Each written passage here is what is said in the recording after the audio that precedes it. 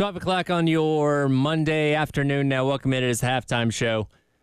Tyler Head, Terry Ford. I've talked to Terry Ford this morning. He did make it out of the Bruce Springsteen concert unscathed, so he'll be on along with me in just a moment as we continue to analyze what we saw at Williams-Brice Stadium on Saturday.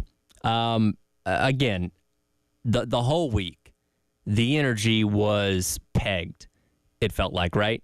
A lot of excitement, a lot of anticipation. Game day coming to town, nationally televised game at noon on ABC. The eyes of the world were going to be on Columbia, and you just didn't want to go out there and get dog walked, right? I saw a lot of people on Twitter and stuff that their fear was that LSU was going to come in here and beat South Carolina 56-7 or something like that. That didn't happen. South Carolina played a very hard-fought, tooth-and-nail game, and you came up short by 3 points. There's certainly a lot of conversation to be had about officiating. Lots of questionable calls, no doubt about that. South Carolina did some good things. South Carolina did some bad things. And as I said at the end of the last hour, at the end of the day, you're still 2-1. And if you come away from this weekend with the win against Akron, which we all should probably feel very confident they're going to do, you're 3-1 to close out September, which is where you wanted to be. If you ask most people in the offseason, they would have taken that in a heartbeat, especially if saying, a 3-point loss to LSU, that's your only blemish on the record so far. Heck yeah, sign me up. Now that's a little bit different conversation to have 48 hours removed from that loss, especially with the way that it went down. But still, all your goals are still ahead of you. Doesn't change the sting of Saturday's loss. And especially, it's one thing to lose a game where it's like, man, we just kept turning the ball over, did this, did that. When you feel like it's out of your hands based on officiating, that frustrates people more than anything. And I'll restate my position on this because I've said it several times this morning already. I'm not one of those people, and this isn't a Carolina thing. This isn't a Georgia thing. I've held this belief for a long time, and I've said it many times on the radio before. I don't think referees come into a game with, money hanging out of their pocket from the league or whoever saying, all right, we're going to go screw South Carolina over in this game and make sure LSU wins. I think just in general, referees are very bad at their jobs more often than not and make very egregiously bad calls. We saw it across the entire league. Saw it across all of college football. Unfortunately, on Saturday, it came back to hurt South Carolina more than it did LSU. And there's no denying some of these calls were blatantly bad that ended up costing South Carolina dearly and were a contributing factor to why they lost this game on Saturday. Yeah. I mean, look, I'm not a blame the officials guy either. To be quite honest, it's not my bag because I look at it this way. This is how I am after a lifetime of watching poor officiating and poor refereeing and poor umpiring. I always say this, Tyler. Sure. What can you do as a team not to put the game in the hands of those dudes? Exactly. And I've had many people throw this at me on Twitter today. I can say as well, there were bad calls made for and against Georgia in their game against Kentucky on Saturday. This isn't a homer thing. I'm not saying, only if it benefits, the team or the school that I went to. No. I feel like I can look at it pretty objectively across the board and say there's bad officiating everywhere. Sure. And when you have a heavy-handed crew like you had on Saturday, if you give them the opportunity to, if it's close, they're probably going to call it. And that's the frustrating part of it. I think this is just a crew that the game got away from them. I just don't think they did a very good job. I don't think there was they have a earpiece from the SEC office. Quick, Eamon Warrior, return that for a touchdown. Throw a flag. We got to screw South Carolina. I don't think that's it. I just think you had officiating that wasn't good. Yeah. I mean, it wasn't like South Carolina had 30 penalties and LSU had none. I mean, it just was bad officiating. Unfortunately for South Carolina, the more impactful calls affected them. And that's just, it sucked. I mean, it just does. But it's just bad. Look, this game is played very fast. Officials aren't as fast as players. Some of them are older. Some of these guys are in their 50s or in their 40s. God forbid, some could be in their 60s. And you're asking them to officiate a game played by 18 to 24-year-olds who are at the peak of their athletic abilities, most of them. They're going to miss stuff. And that's the sad part, is they just do. And some of these things can't be like looked at. They can't go to replay. And then you sit and go, wow, where'd that come from? And it stinks. And so did the officials affect this football game? Absolutely they did. The flip side is, did South Carolina affect this football game? Absolutely they did. Losing your starting quarterback, that affect the football game? Yes, it did. Absolutely it did. Yeah. The offense wasn't the same when Lenore Sellers went out. It just wasn't. There's a reason why Robbie Ashford's the backup. He's not as good as a starter. And Robbie Ashford, for all of his gifts, he can run the football, make plays with his legs. He's a grizzled veteran, good locker room guy. You know what he's not? Not a very good thrower of the football. Right. And the offense stagnates because right now you're unbelievably one-dimensional. And so you're not really moving the ball. And that was a thing. And, and your defense is now, you just got to stop them. That's what you got to do now. You just got to stop them. And special teams, come help out. Yeah. Everybody, we got to figure, you're going to say this out loud, but the mindset has to be, okay, we lost our starting quarterback. What do we have to do to hold on to this lead, or even on offense? Okay, look, LSU's got 60 guys at the line of scrimmage. We got to block all 60. Yeah. And at the end of the day, as much as it stinks that you get calls against you that alter and affect games, as much as it stinks you lose your quarterback, especially when your offense really had its most efficient day. You were running the rock. The offensive line was looking good. Rocket was looking good. Sellers, a 75-yard touchdown run. That read was phenomenal. Yeah. He reads the outside and where the linebacker is, and he cuts up the gut. And the blocking, Kamar Bell, phenomenal block. And then Sellers, breaks the tackle from the safety and goes to the house. The offense had its best day. And then your quarterback gets hurt. Does that stink? Yes. But before it's all said and done, I get it. But you have to reach a point as a football team that you rise above these things and find a way to pull a W. Yeah. That's what the team you want to become is. Yeah, okay, we lost our quarterback. Okay, so what? Oh, the officials, it seems like they're all wearing LSU gear. Oh, yeah, so what? Yeah. You got to get to that point where it's, oh, yeah, so what? You have to overcome those kind of things. You just have to. And you and I talked about this earlier. That is, I'm not saying it's a trend, but it's happened a few different times in the Beamer era where it's like you're in position early on in a game. Carolina was up 17-0 in the first half of this game. For a lot of teams, that should lead to a dominant performance. Yeah, the other team's going to come score a couple touchdowns, but losing a game after being up 17-0, that's a tough one to swallow. Or 24-10. Yeah. And when Sellers run 75 yards for a score, now you're up 24-10. And then if you can get a stop, it's like baseball. You want the shutdown inning. In football, you score a touchdown. Now you want to get a stop and get the ball back. Keep your momentum going.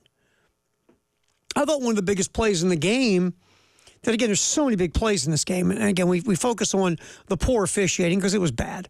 And, we focus on the injury to Sellers and we focus on all these other things.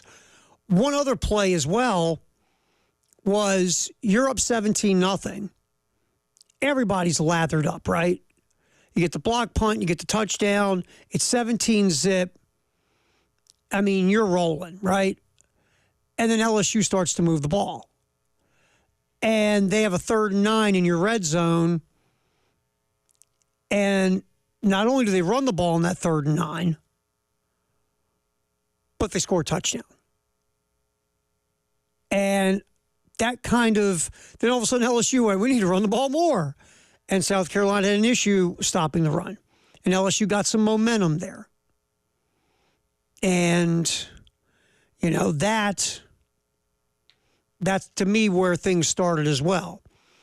And look, you guys have done a nice job today for the first 6 hours talking about the penalties and what seemed to be a legit penalty, what didn't seem to be a legit penalty. I'm still trying to figure out the offensive pass interference. Yeah, and again, in reviewing the game yesterday, I still, because the one on Kennard that ended up negating Eamon Warry's pick 6 in the fourth quarter, why that not that it should have been called a penalty, but why it wasn't called an illegal blindside block when instead of personal foul, because I thought it was an illegal blindside block, which, again, I'm not saying this should have been a penalty, but would have made more sense than just a regular unnecessary roughness call. I feel like that play, this is just, for me, look, I talked to you about this, and I talked to Elijah about this. You were taught from when I was a young Terry Ford playing football at a very bad level, if you're on defense and you get a turnover, knock the hell out of the quarterback. Mm-hmm. You get your chance, right? You can now block him. And if you're standing near him, drop him. You're always taught that. Well, guess what? Today, it's not a good idea. It's just not a good idea today. And really with Kennard, I guess my thought watching that play is, was that a necessary hit at all to put on the quarterback? At that point, was that hit going to affect Emmanwori running for a touchdown? No. And I just feel like, and again, it's got to be something that you have to think about in a split second, to be fair. In a split second, in a moment, you've got to make the decision. If you're going to block him, push him in the stomach. Yeah. There was a lot of different ways you could have gone about that. Or don't touch him at all. Or don't touch him at all. And again, should it have been penalty? No. But when you, especially going high on a quarterback, the most protected player on the field, days. With a crew that was already dishing out flags left and right, you are walking on very thin ice by doing something. Yeah, like I just think, and that's the one thing, as we move along in our evolution of football, I'm guessing the coach, and it's probably being done now, but it's just, again, you've been taught something for so long, and now you have to unteach yourself certain things. I mean, when Kennard hits Nussmeier, you're hitting him up in the higher part of his body. That's already, ding, ding, ding. Alarms are going off in the official's head. And how many times do we see in today's football a guy gets hit a certain way and they throw a flag? Yeah. Like targeting, one of my pet peeves of targeting is a guy's making a football play on defense, right? Sure. And the ball carrier is trying to avoid the hit. And the defender has already made his commitment. And then the offensive player tries to move, and then the defender's helmet hits the offensive player first, and then he gets targeting. Well, it's funny. If that would have been called targeting, that might have actually almost benefited Carolina because it could have been reviewed and potentially overturned. But when it's just unnecessary roughness, or I don't even know the way to phrase this, if it would have correctly been called an illegal blindside block, that wouldn't have been a penalty. That wouldn't have been able to be reviewed and overturned. That's one of those moments. I get why Kyle Kennard did it. I do understand. But those are moments that you do it in today's football. They're going to throw flags just because of the look of that play. Yeah, that's what they do now with the quarterbacks. And you don't have to like it. You can say quarterbacks should wear dresses. Quarterbacks are, put flags on them. Let's play flag football with the quarterback. The quarterbacks are sissy boys. The quarterbacks get way too much protection because they're the quarterback. You can say all of it, and you might be right, but guess what? Ain't changing. Yeah. So, I mean, when I see that, I go, when you watch it, because of the way it looks, it becomes a penalty. And you can't review it. Like, I will get to this, too, the Kennard on the horse collar. And it just showed the replay on the SEC network. He grabs jersey. We're going to get into that coming back. But again, in today's football, you know what you're getting there, Tyler? A penalty. A penalty. Is it frustrating? Absolutely. All right, we'll get back to more of this. Obviously, a very, very tough loss, 36-33 South Carolina LSU. We'll continue our conversation on a Reaction Monday. Terry Ford, Tyler Head on the game.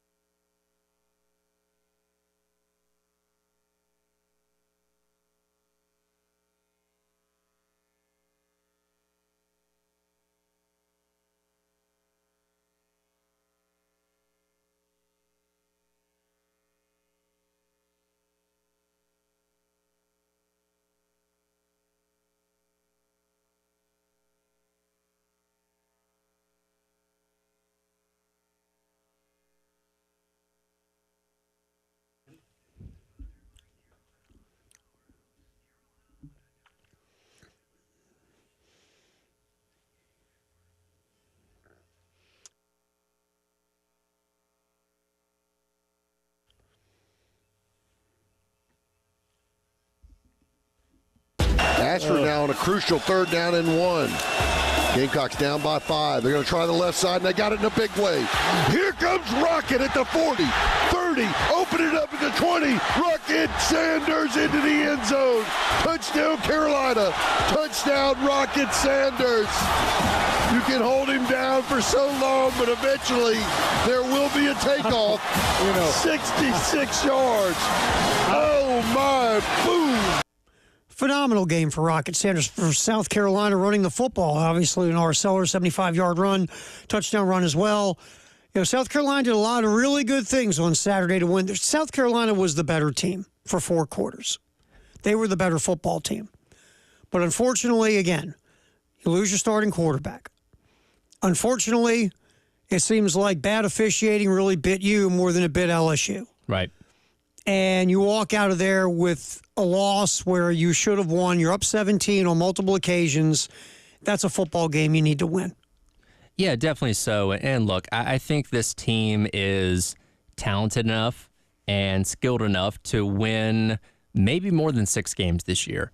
But if it goes down to the stretch and you end up at 5-7 again, this is the one game you're going to point back to and said, man, what could have been? Now, yes, again, the officiating did not help you out, but there were a lot of things you did to yourself as well that cost you this game. That's what you have to separate. Okay, the officiating. Look, I did not like, and this is just me, I just saw the horse collar replay again on the SEC network on that wiped out the touchdown, the pick 6 in the first half. Kennard grabs the jersey right by the top of the shoulder pads and pulls Nussmeier. This year, it was added that the horse collar can be called within the pocket. Yes. When it couldn't before.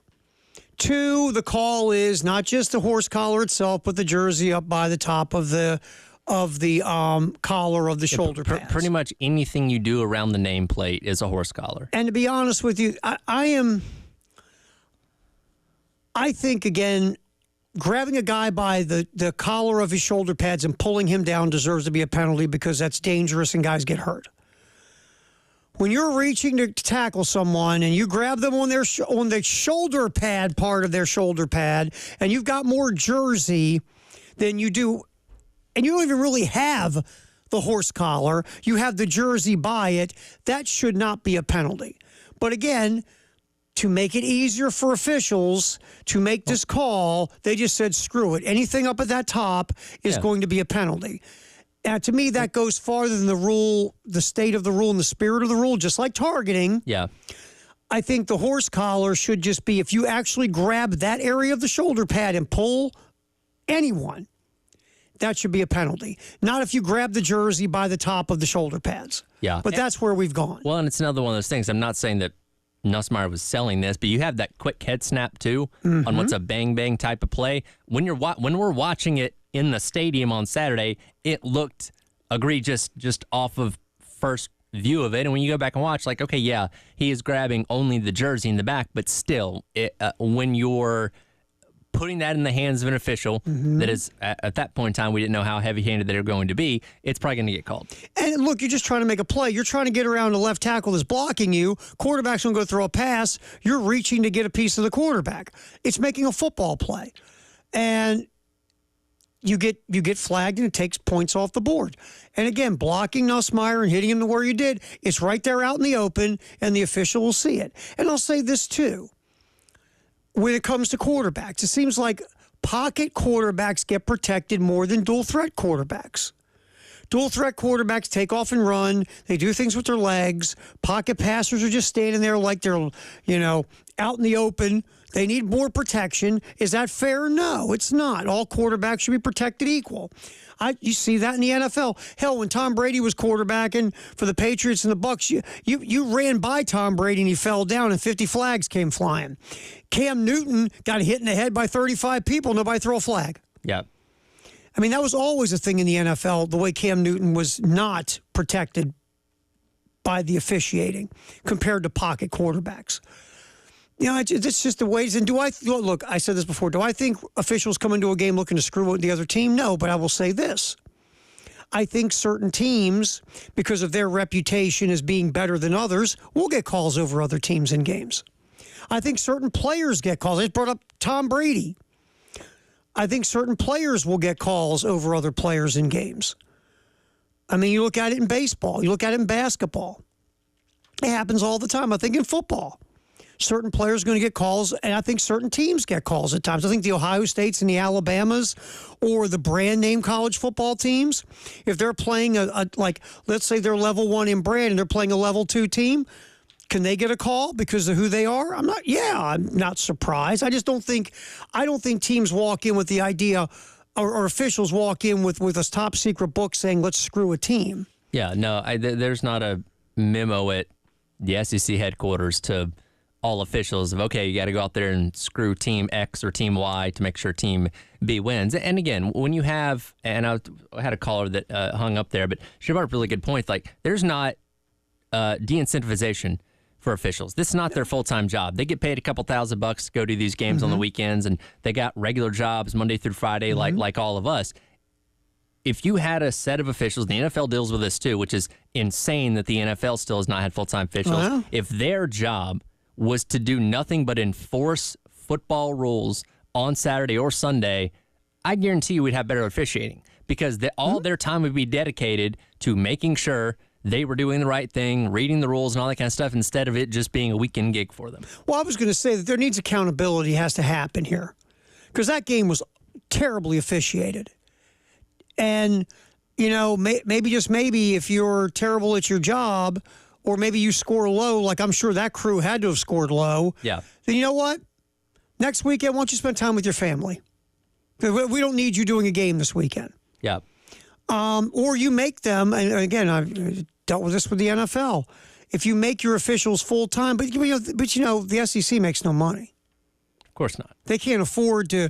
Okay, you have 8 games a weekend, roughly at the most, right? Yeah. 16 teams. Yeah.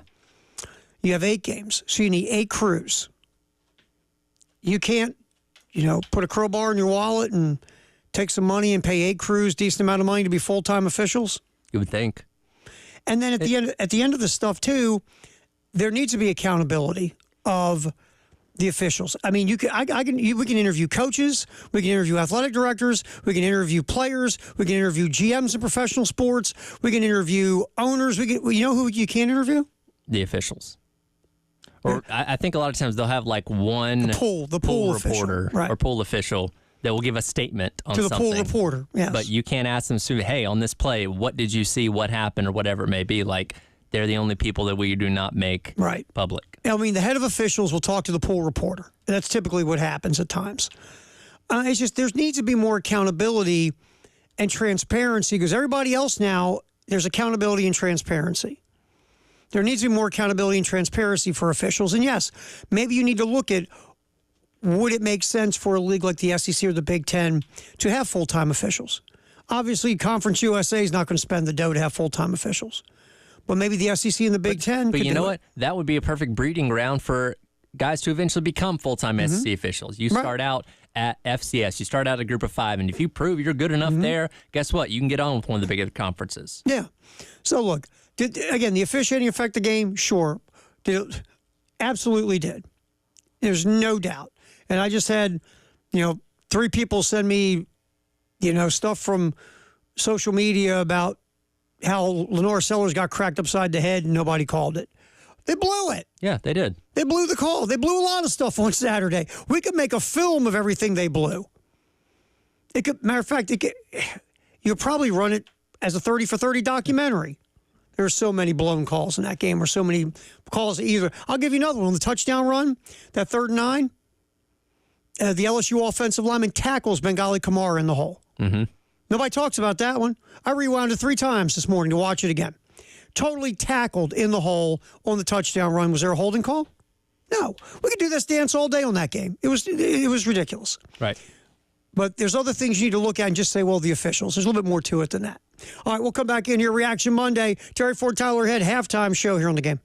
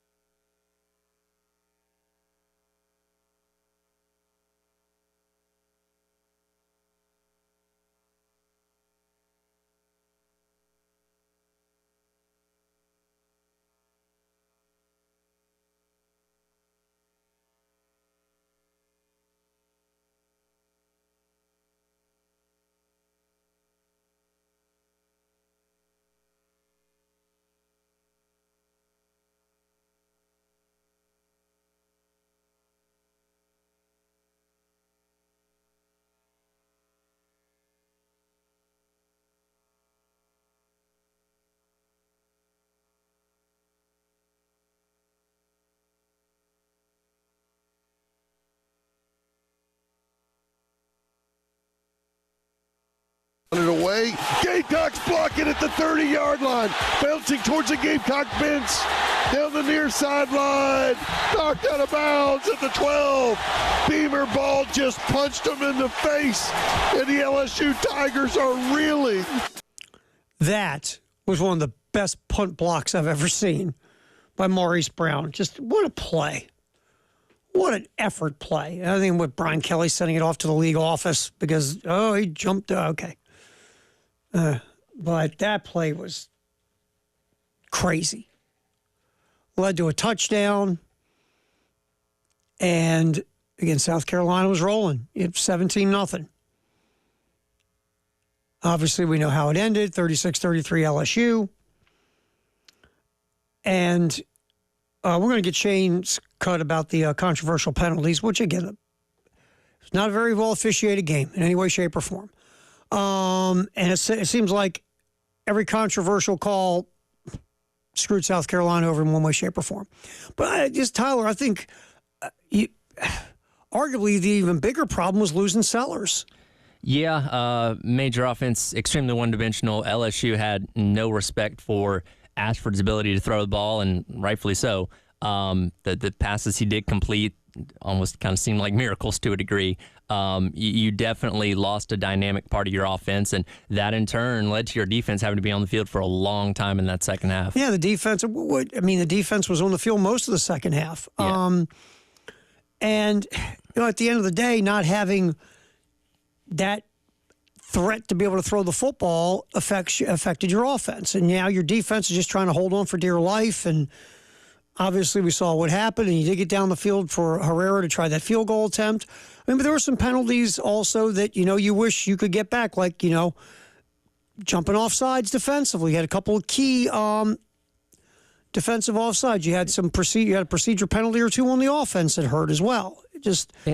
It was rough. It was just a rough day. The officiating didn't help you, and at times you didn't help yourself. Yeah, for every questionable call there were plenty of self-inflicted, legitimate penalties that South Carolina suffered, which again, false starts, things like that, the very routine stuff that you can't be doing at a high clip that definitely need to be cleaned up. And you had 17 missed tackles.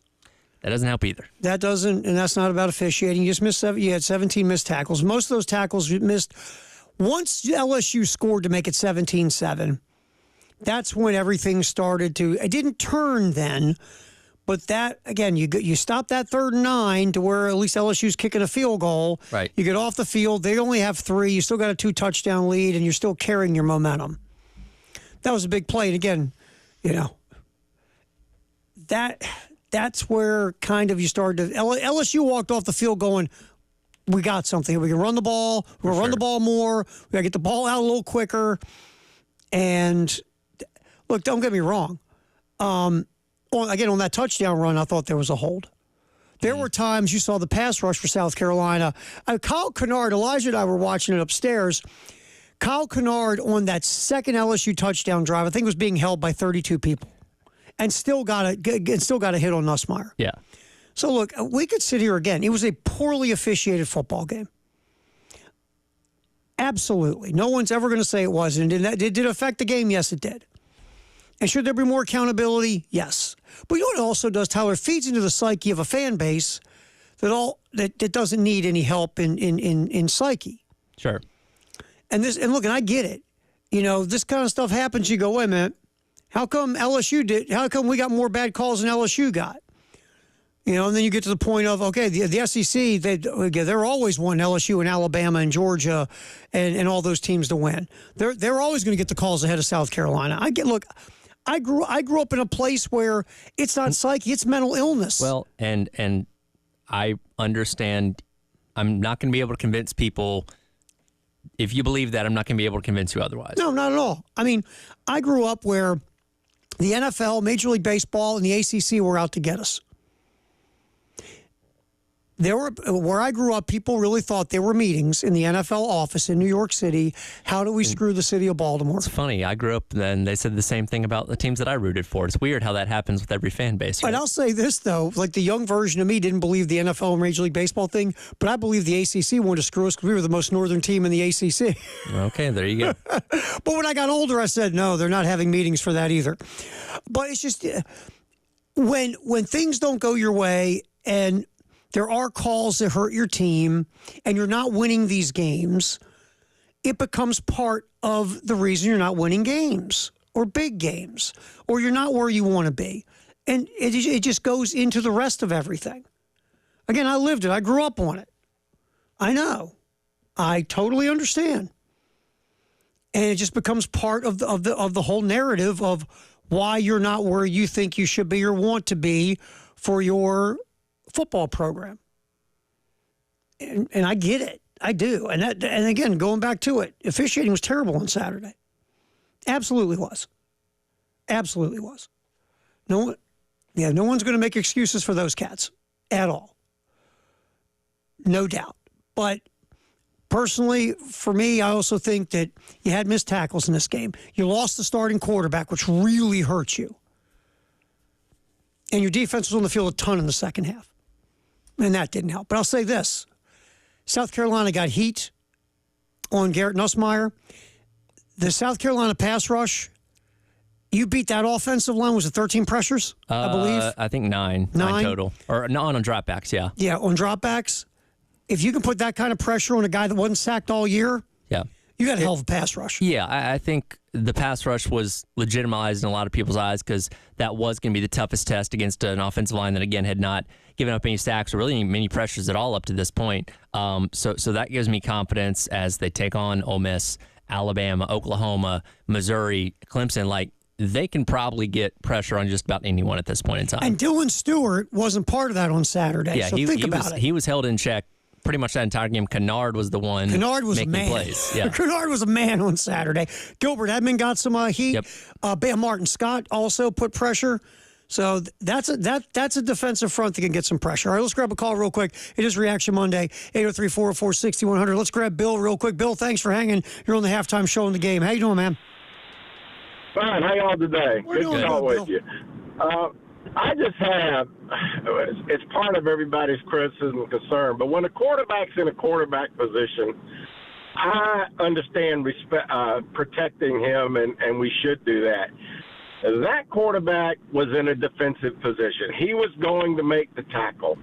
And when that happens, he should be judged the same way every other defender. Because we teach these kids, Coach said after the game, this is what we teach them to do, is block who's coming after the guy who intercepted the pass. So I don't know what a kid's supposed to do when you've been taught him that way. The other suggestion I have is I think right now every touchdown is reviewed. I think I'm correct about that. Yes. Why don't when we have a touchdown and there's a penalty that would affect that touchdown, how long would it take to review, though? It's not like we have 50 of them a game where that happens. That's an interesting thought. You know, that is. It doesn't seem like it would be a big imposition. We've already got the cameras. It's likely going to be within the purview of those cameras. But it just seems to me, you know, college football used to be about amateur athletics. It's not. Whether you like it or not, it's big money. And it's big prestige to these colleges and universities. And after that game last week on Saturday, I thought, you know, I haven't seen a robbery in sports this big since the Russians got the replay at the Olympics and cost us the gold medal game in basketball. Yeah. Probably before any of y'all were born. No, I remember. I was a very little kid, but I've seen the replay, Bill, many times. I've seen the replay. It just reminded me of that. You know, that umpires are supposed to make the game run according to the rules. They shouldn't intervene unless they have to affect the outcome of the game. I hear you, Bill. Thanks for the call, man. That's it. I want to get back to what Bill said about reviewing on scores that get called back with penalties. That's a very interesting thought. Also, we'll get back to you at 803-404-6100. Firehouse Subtext the hour coming up as well. As we have a Reaction Monday. React. South Carolina losing a tough one to LSU, 36-33. We were talking about it all day here on the game.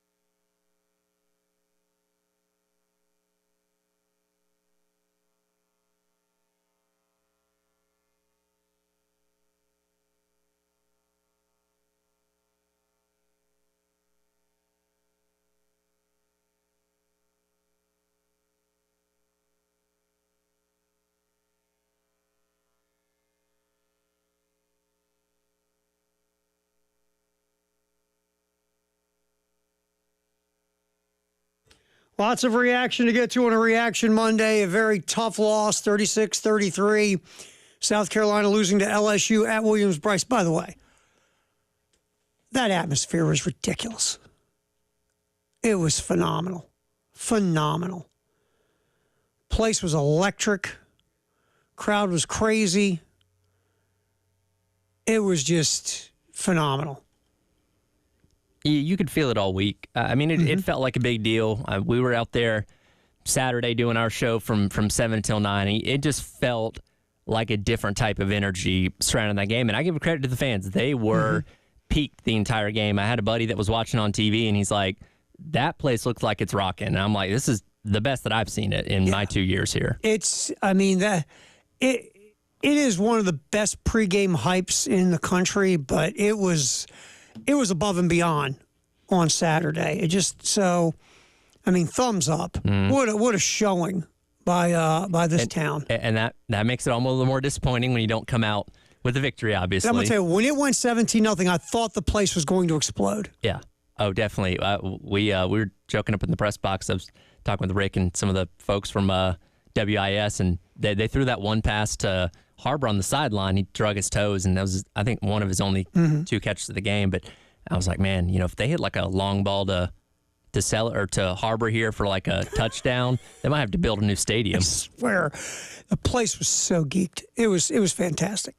All right, 803-446-100 before we grab a couple calls on the Love Chevy phone line. What do you got? Firehouse Sub text of the hour. Let's see here. Nameless Texter says, is it looking like Sellers is one of those injury-prone guys? Because this program really can't afford that. Oh, no. Yes, you're right. You can't afford to have a quarterback who can't stay on the field. And this is 2 weeks in a row where he's missed last week was a decent amount of snaps. This one was a significant amount of snaps because, and again, when you have a quarterback that is mobile, that is taking contact, that is running around, you do have that risk.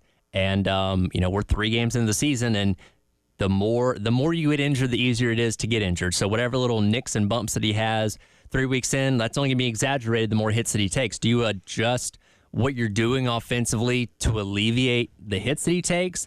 I don't know, because his feet are obviously a big part of what your game plan is supposed to be to keep the defense guessing. But at the same time, we obviously know we can't go to the Ashford well, it seems like. Yeah, I mean, again, with Sellers, it is part of what he does. So all you can do in those situations is you just get smarter. You learn how to get out of bounds. You learn how to slide. You learn how to try to avoid some contact.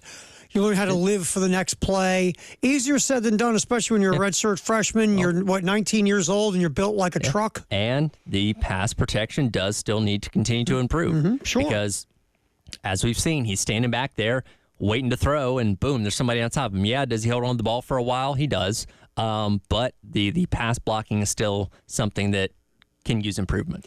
And also, our receivers getting open. Yeah, that's another big issue.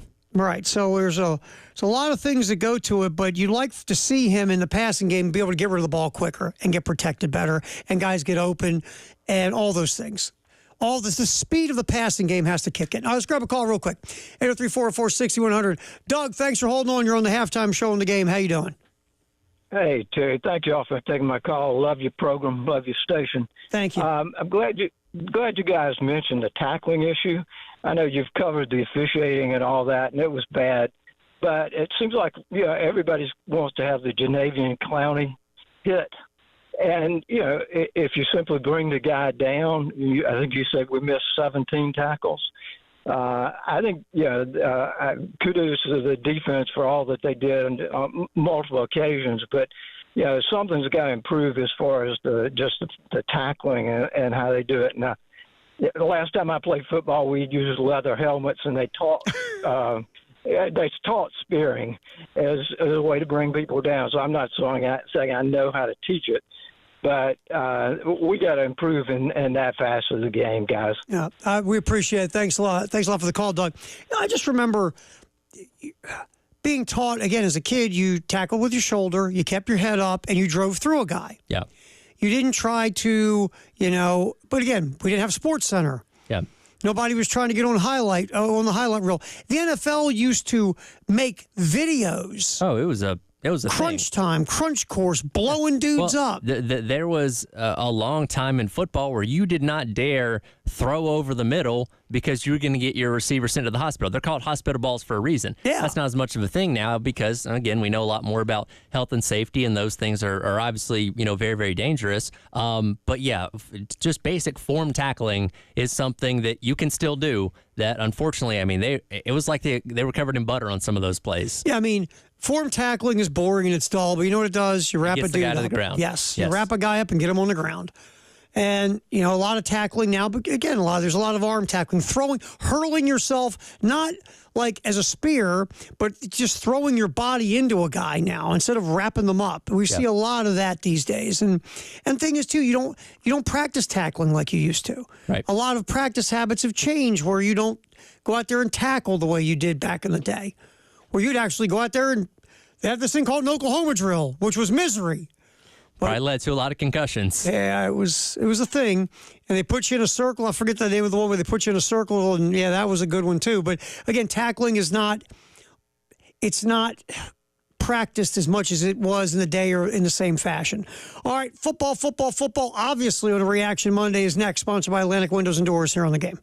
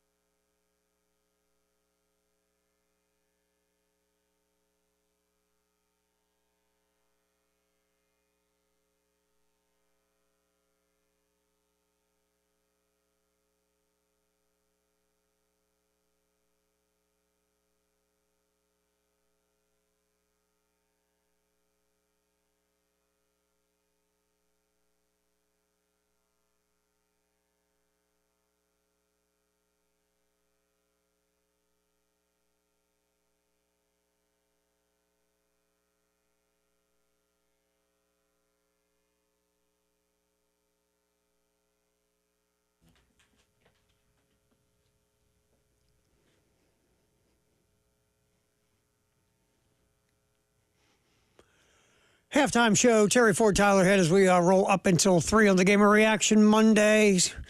And we're in the football in the 1 o'clock hour, like always, here on the Game. And we've talked a lot, really focused on the calls and the officiating, what happened at Williams-Brice, especially in the second half of a 36-36 loss, 36-33 loss, I should say, to LSU. We're going to kind of move away from that here in a minute and look at other aspects of the game. We're going to get to you, too, if you're on hold. Sure. At 803-404-6100, and we'll get back to our Firehouse sub-text line as well with our Love Chevy phone line. I want to get Shane Beamer's thoughts on the penalties, and then we're just kind of going to move on from it. Here was Shane post-game Saturday after the loss to LSU discussing these controversial penalties. In our team meeting yesterday, we talked about playing smart football and not getting caught up in anything post-whistle and things like that. We didn't have that. I mean, it was two really good teams going at it. We had some self-inflicted ones on offense, linemen downfield, receivers blocking downfield, things like that. That's disappointing. The two scores on defense, the first one they called a horse collar. They told me, or the coaches up in the box thought he got him on his shoulder, but the referee told me that he was absolutely certain that it was a horse collar. The pick six by Nick, that's a tough call in that situation. I saw it with my own eyes, and that's a tough call in that situation. Blindside block by any stretch of the imagination. I think Kyle was stationary when he hit him. I don't know. I mean, it was a bang-bang play, but as soon as the interception happened, we teach our guys, go block the quarterback, and because he's going to be probably the guy right there that can make the play. So immediately I got my eyes on the quarterback, and I watched it all. It wasn't like it was a running start, blindside block. Tough call. We'll talk to the SEC office and see what their thoughts are on that. Certainly was a difference. Yeah, I mean, both of those calls were tough calls. I go back to that quote-unquote horse collar call on the first touchdown. I thought it was grabbing jersey, but today you grab the jersey up near the shoulder pads and poof, they throw the flag. Yeah, anymore you turn around and hit a quarterback at all, and it looks like the quarterback falls or flops or throws himself or he gets hit in a certain way, woo, here comes a flag. It's unfortunate, but it's the way the game's officiated, and it came back to screw South Carolina on two plays that could have been ginormous in this football game, and were ginormous in this football game. That second pick six, game's over. Let's just call it like it is. Game is 99% over with that interception return for a touchdown. And then it gets, reversed over that block. And just it's tough, especially when you're sitting there watching this football game. And I think South Carolina outplayed LSU in all three phases.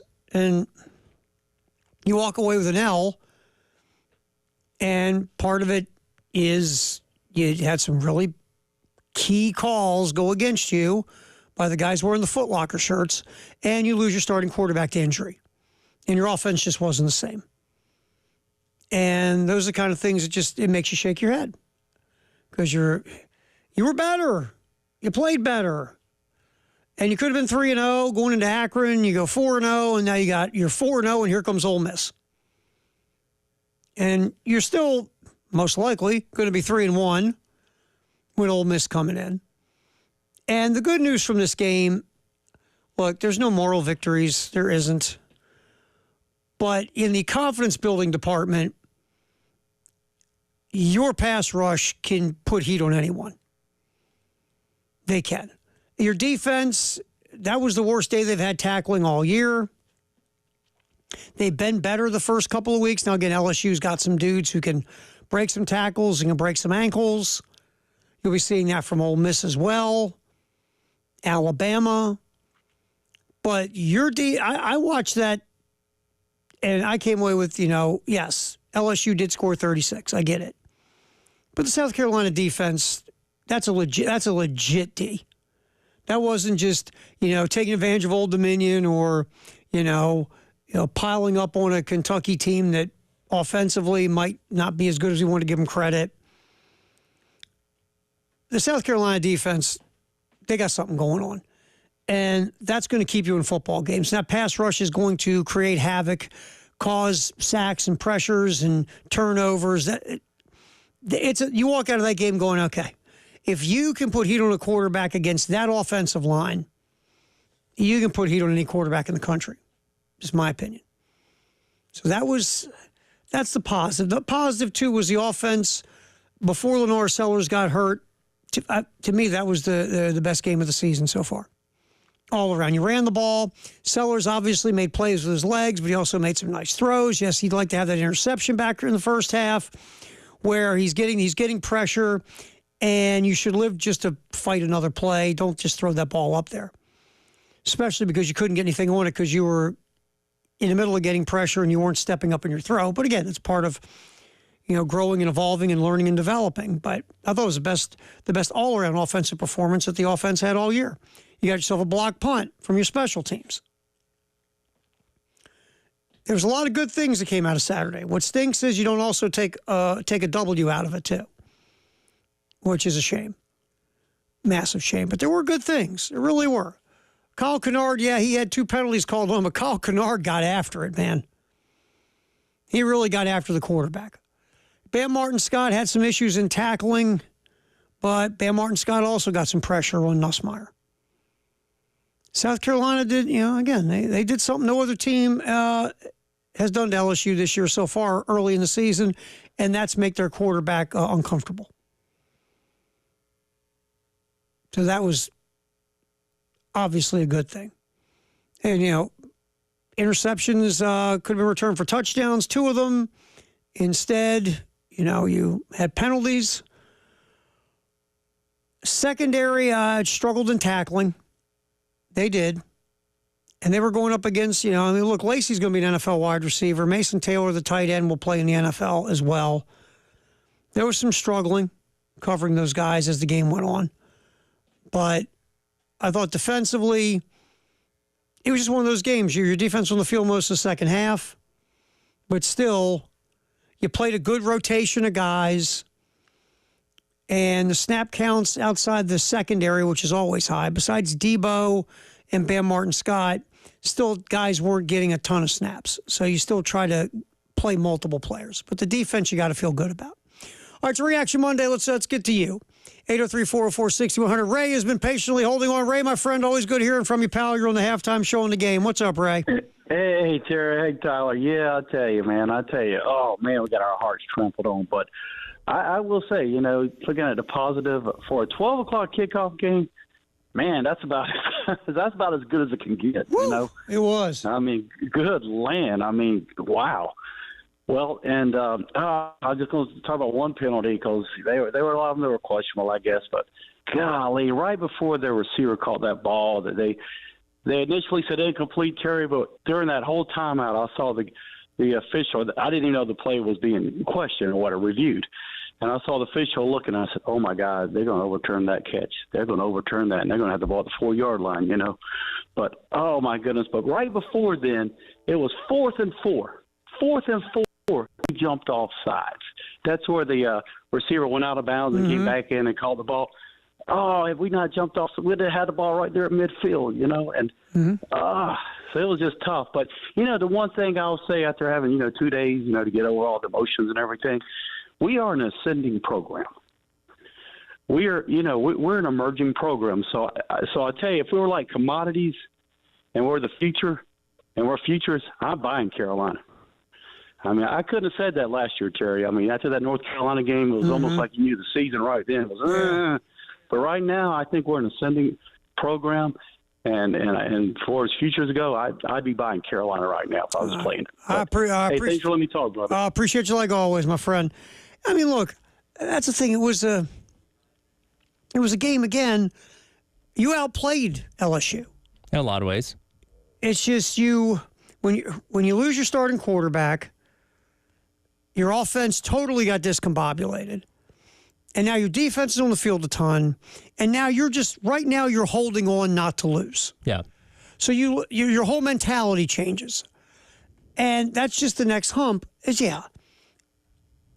officiating aside for a minute, It's just the next step is to, when you get up by 17, you get up 24-10, 17-0, it's just learning how to close those games out, learning how to, just continue to step on their throat, continue to make plays, limit them to make plays, and, put the thing to bed as best as you can. And that's where you got to get. But it was just a lot of good came out of that football game. A lot of good. And that's unfortunately been kind of pushed aside because of the mess that we saw with the officiating and with missed tackles and losing Lennar Sellers. And all of a sudden, now you're playing a different way offensively in the second half. But, yes, I agree with Ray. Last year, after the North Carolina game, it was like, oh, man, that offensive line's got to get better in a hurry. And it just couldn't happen because you're playing a couple freshmen you don't want to be playing. You're putting other guys out there that, you'd rather have them sitting out a year and developing. And instead, you're in trouble. Offensive line, I think's better this year. Running back room better this year. Defensively, this team is better than they were last year. If you can get a couple wide receivers to consistently pop and emerge, then you really got something. But, yeah, I think it's a better football team than it was last year. And after watching the LSU game, yes, even in a very, very disappointing defeat, I feel better about them going to Norman, Oklahoma, taking on the Sooners, having Texas A&M show up here. I feel better about those two contests. And look, they can get after any quarterback on their schedule. Some of these guys are better than others, but still – they're going to put pressure on folks. There's no doubt about it. No doubt about it. All righty, real quick. Let's go grab Graham real quick. Graham, thanks for holding. You're on the halftime show in the game. Appreciate you, man. How you doing? Hey, I'm doing pretty good, guys. Two things. First off, I thought the game Saturday was great, despite losing by 3. But all aspects, we got more talent, we got more depth. The only other thing is how much do you think Sellers should play this weekend going down with that ankle injury, and how the offense went in the second half? Do you let Ashford and Bevel come in and play more this weekend with real-time game situations, or I just want to know what y'all's thoughts are on that. And I'll hang up, listen to you, and I appreciate the call. I appreciate you, Graham. Thanks, man. I think it depends on the severity of the injury. Ankles are weird. If you ever rolled an ankle in anything, ankles are weird. And he brings up a good point. Do you have enough confidence in Ashford, Bevel, Dante Reno, whoever your other option would be, to be able to go out there and lead this offense the way that you want it to? Because the last thing you want to do is get into a shootout with a very bad Akron team. Well, that's the other part. If Sellers is like at 56%, obviously you can't play him. But if he's near 100, you can start. I'd rather start the game with Sellers if he's close to 100%. Get me a nice lead, and then say, Linares, go ahead over to 5 points. Yeah. And then you play Ashford or Bevel or Reno or Cocky or whoever, right? Yeah.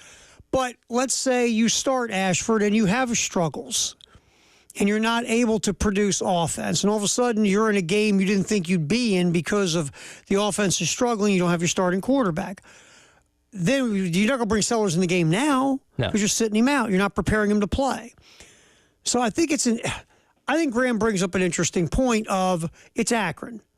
In theory, you should be able to beat Akron with Lenore Sellers. I'll go old school Peter Sellers. It doesn't matter. You should be able to beat Akron. So we'll talk about that some more. Halftime show as we continue football in the game.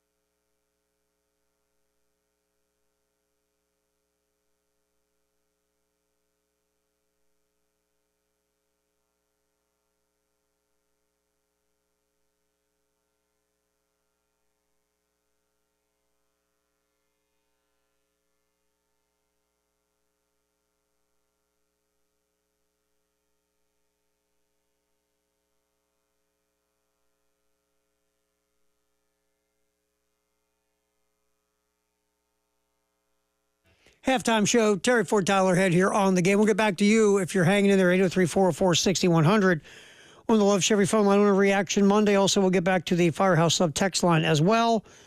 Real quick, though, obviously, Lenora Sellers front and center on the old injury report. But let's see what else Dr. Shane Beamer said about injuries in his post-game presser on Saturday. Tyler, let's hit our fancy little open and sounder and all that cool stuff. Time now for the Samuels Reynolds Law Firm Injury Report. When you're hurt at work or in an accident, Samuels Reynolds goes to work for you. The Samuels Reynolds Law Firm. True injuries, true lawyers. 779-4000. As far as Lenoris, he's got an ankle sprain. He thought he could try and go, and he went out there to try and go, but just wasn't able to move like he needed to move. TJ Sanders has got a little bit of a foot injury. That was obviously a big loss, losing him and for basically the whole second half, but I don't think it's anything long term. And then we lost Jared Brown to a hamstring there, but I don't think anything as we sit here and do this is serious of nature. All right, there's Shane thinking none of these injuries are serious. Couple little things. Losing TJ Sanders does stink because TJ Sanders can bring some pass rush from the interior. He will be doing that in the NFL in some way, shape, or form in the next few years. Yeah, definitely so. So losing Jared Brown. I mean, right now you're struggling for consistency from your wide receiver room, and Jared Brown has been a guy that's, he's dropped a few balls, which is not something he didn't do last year at Coastal, but he's being asked to play a different role in this offense than the one at Coastal. Yeah. So he's dropped a couple, but he has been a guy that's also made some plays, and he's been a target that Lenora Sellers has leaned on. So losing Brown stinks. And obviously Sellers going out with the ankle didn't help the cause either. But there's your injury report brought to you by Samuel L. Reynolds Law Firm here on the game. All right, let's keep it going. Reaction Monday, 803-404-6100. Joe's been hanging on. Joe, we appreciate you hanging on. You're on the halftime show on the game. What's up, man? What's going on, Terry and Tyler, man? I always appreciate listening to you guys, man. I just want to comment. I thought that the Gamecocks did a lot of good things. The problems that we had Saturday are fixable. You can't fix stupid refs, but that's a whole nother conversation. I look forward to them getting better, as I've been looking forward to them getting better week by week. The thing about Lenoris, I don't know. Don't we have a bye week after Akron? That's correct. Yes. Okay. So I would sit him. I would sit him this week and allow him to heal completely until we get to Ole Miss. And it's a good film session to go back and watch what you've done wrong, watch what you've done wrong and what you've done good these past few weeks. I think it's a great opportunity for him to just sit back and observe what he's done wrong and the things that he can continue to get better at as the season goes on while he sits out these 2 weeks. That's what I think. And I hear what you guys got to say about No, we appreciate you like always, my man. Thanks for calling in. And I don't disagree with that. It all comes down to a couple things. And really the number one thing here is how confident are you in Robbie Ashford to go on the field and quarterback a football game? I don't care if it's the Akron, school for, girls. I don't care. Sure. How confident are you in Robbie Ashford to quarterback that game for 4 quarters and you leave with a win? Akron's not very good. Let's get that out of the way now. So if you feel good enough about Robbie Ashford, then sit Lenoris this week. You have a bye, and you bring him back against Ole Miss. Yeah, ideally that would be the route to go because, again, especially with the quarterback with his skill set having, any sort of ankle problem, break or sprain or anything like that is something that can continue to persist to be a problem. So, yes, if you have enough confidence that Ashford can handle business this weekend and you don't need to play Sellers, don't do it. And, again, allow him 2.5 weeks to be rested up and ready to go, where you are going to need him if you want any shot of beating Ole Miss. But again, you got to have that confidence in your backup quarterback, whoever it may be, even if it is Ashford, that they're going to be able to go out there and run the offense the way that they need to. Last thing you want is a slobber knocker against Akron in the fourth quarter. You don't need that. Last thing they just barely beat toothpaste the other day. So. Exactly. So if you look at Robbie Ashford and think, okay, you know what? We feel good about him against Akron, and you have that confidence, then yes, sit Sellers, have the bye, bring him back 100% ready to go for Ole Miss. Like our buddy just said, he used to watch some tape for 2 weeks, heal up, and be ready to rock and roll. Because you're going to need the full complement of his skill set for that game. Yes, Ole Miss can score. If he is dinged up and suddenly can't run and the offense becomes a lot more one-dimensional, well, they're going to eat you alive. Yeah, so the last thing you want, because like you said, in the Ole Miss game, you need to put points on the board. And here's the thing. His Sellers' throwing ability up to this point has not blown us away. Like, it's improving. It's coming along. Again, receivers making some drops and stuff like that. But I can't sit here and say that, well, if you take away the running game, he can still kill you with his arm. Like, I haven't seen it yet. I don't think any of us have. No, we just know that he can throw it better than Ashford. Yes. But that's still the work in progress. We saw the 75-yard touchdown run. Phenomenal. But now you can continue to develop your passing offense to go with what Sellers and Sanders can do running the football. Then, all righty. But you're right. The passing part of this offense is still kind of working out the kinks. All right, 803-404-6100. Tim's hanging on. Tim, thanks for holding on. You're on the halftime show in the game. How you doing, pal? Hey, man, I ain't called y'all in a while, but I got 2 or 3 comments. Officiate, when I played, we called them sissy calls. Well, I call them sissy calls now. When I was playing, you change a couple of letters is what kind of calls it was. The same word. But my point, I've been saying for 15 years, the biggest thing I've seen go downhill in football at any level is tackling. Practicing tackling, it's hard, it's rough, it's dirty, and you get people hurt. They don't practice tackling no more, not even in high school. I mean, I had 2 boys go through high school, and some of the stuff that we done in high school, they ain't doing now, because it's too rough or get people hurt or whatever, I played back in the 70s. It was a different game. I mean, like that horse collar call, man, that was just common. You know what I mean? There wasn't no targeting. So now, if what used to be a good lick, you'd hit somebody, good lick. They'd be telling you when you watch the film, good lick, good lick. Now it's a 15-yard flag and maybe thrown out of the game for targeting. You know what I'm saying? So they've got so many rules, sissy rules on them now. Tackling is going to continue to go down. The more rules they pass, to help our offense, the worse tackling is going to get. I mean, that's just the facts of it. I mean, it looks like they ain't taught to wrap up. They ain't taught to put your helmet on the football. They ain't taught to drive them in the ground. Everybody I hit, I know it sounds bad. A lot of people out there are going to be horrified probably, but everybody I hit, I was trying to kill them. That's the truth. I mean, it was rough. It was a different world, Tim. I appreciate it, my man. We got to hit a break, but thanks a lot, like always. Don't be a stranger. I mean, it was just a different world of playing football back then. It just was. And I remember being a little kid. You practiced tackling a ton during practice. Yeah, and there's certainly a balance between, the health and safety of your own players as to why you don't do it as much, as well as new rules and regulations. But especially early on in football season, this isn't just at the college level. We'll see at the pro level, too. Tackling is usually pretty poor those first couple of weeks till you kind of get into a rhythm with it. But for Carolina to miss 17 on Saturday, that's just inexcusable. Yeah, and that's part of, why you lost is because you had a chance to wrap some guys up, and instead they got a lot of extra yardage on you when LSU was starting to drive the ball down the field and make plays on offense. Football in the 1 o'clock hour, sponsored by Atlantic Windows and Doors. Shane Beamer's presser is tomorrow at 1 right here on The Game in Columbia at 107.5. Shane, also Carolina calls Thursday. I believe it's Thursday, if my memory serves me, at 6 p.m. So Shane will be on Thursday, and Carolina calls as well. So tomorrow with the presser with Shane at 1 p.m. Carolina calls here in Columbia and in Myrtle Beach at 6 p.m. Get back in here, hear more from you. On the Love Chevy phone line and the Firehouse sub text line 803-404-6100. A Reaction Monday. Feel free to react. There's a lot to react to from what happened Saturday in that 36-33 loss to LSU. Terry Ford, Tyler Head, halftime show till 3 on The Game.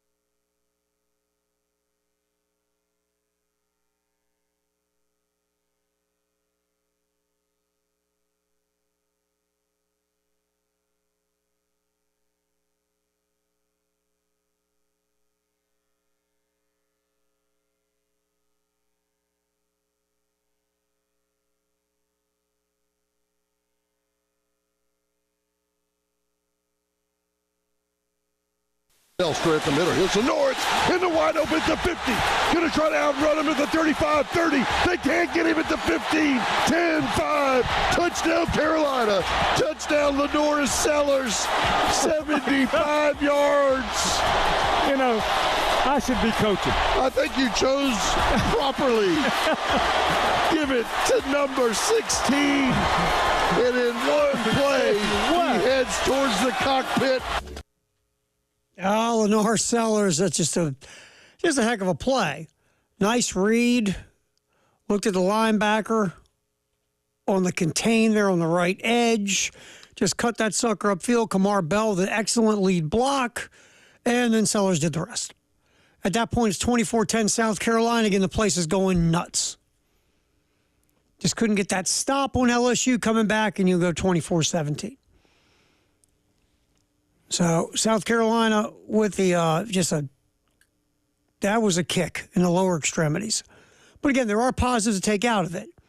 You know, one other thing about that football game, as well as the defense did in getting pressure on Garrett Nussmeier and actually winning some battles against an offensive line that features two tackles that will be in the NFL and hear their name called really early on draft day, stopping the run.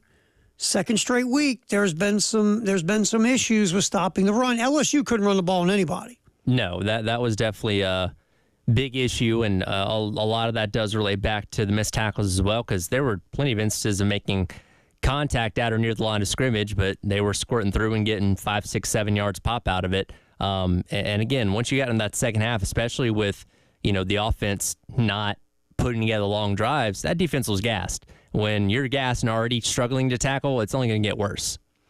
And, with the way the thing was shaken out, and LSU, that whole drive, when South Carolina went up 17-0 after the block punt, and then you get the touchdown, when the offense comes on the field, LSU changed up some stuff. And South Carolina went to that three-man defensive front a little bit, and LSU changed up some stuff, and all of a sudden the Tigers are moving the ball. They started running the ball, and they started getting the ball out of Nussmeier's hands quicker. And at the end of the day, that touchdown drive in the 3rd and 9 run for the touchdown, all of a sudden LSU got life. Yeah. You're down 17-0, you're dead in the water, and then some adjustments were made. Thumbs up to LSU. There were some people that I had a couple texts. Why is South Carolina going to 3-man defensive front? They have 4-man fronts doing just fine. I don't know, but the combination of what LSU changed up on and what South Carolina changed up on, all of a sudden the Tigers started moving the ball. They scored that touchdown. Then all of a sudden, LSU goes, wait a minute. I think we might have cracked the code here. We can actually score on this defense. Because remember, at one point, LSU had 7 total yards. Before that drive, the Tigers had 7 total yards in over a quarter of football. Yeah. Defense was just suffocating at that point. And then again, LSU made some tweaks, and then all of a sudden, they're moving the football down the field. And it obviously gets overshadowed because the penalties negated it. You're still forcing turnovers, too, which we know is a signature of this Clayton White defense, has been for the 3+ years they've been here now. But, I mean, you can't ask for a better start to the season than all the takeaways they've had so far. And, again, that's something that we know is often the difference between winning and losing with them is winning the turnover battle. And so far doing well with that. Yeah, I mean, like I said, you walk off that field knowing that if you can get after LSU's quarterback, you'll get after a lot of quarterbacks in this league. All right, we'll also check the Firehouse Up text line on a Reaction Monday at 803-404-6100. That's coming up here in just a little bit, so feel free to get that in. Also, we have our Twitter X poll we will get to as well, Tyler. Let's grab a piece of sound from Shane postgame. We haven't used a lot of postgame Shane. Let's get to cut 11. Shane talked about, look, it was again, whenever you're up 17 in a game and you're up 17 multiple times and you lose this game and you lose at home, and in controversial fashion, and losing your starting quarterback, and all this stuff that went on. There was so much stuff going on Saturday. Here's Shane Beamer, cut 11, Tyler, talking about being shocked at the loss. Shell was shocked that we lost that game. You're right. I mean, you block a punt, you score, you have explosive runs on offense, you have 2 scores on defense that came back because of penalties. you did the things that we needed to do to win the football game. But when you have, that many self-inflicted mistakes like we had today, that starts with me, and I have to be better. But we've been, I was just telling the media in there, our record around here has been like really good when we score first, when we lead at halftime, and when we lead going into the fourth quarter, and we had all three today. And I think we were undefeated around here since I've been the head coach when we're leading at halftime, if I'm not mistaken. So just didn't get it done. But again, kudos to LSU. They were, the fight of their team to come on the road and go down 17-0 and battle back. Coach Kelly does a great job and has a great team. And that's the other frustrating part of this. And you're Shane, and it's a balance here, right, Tyler? You're part of you. Yes, you legitimately think there's a few calls in that football game that really cost you. Of course. And I get it.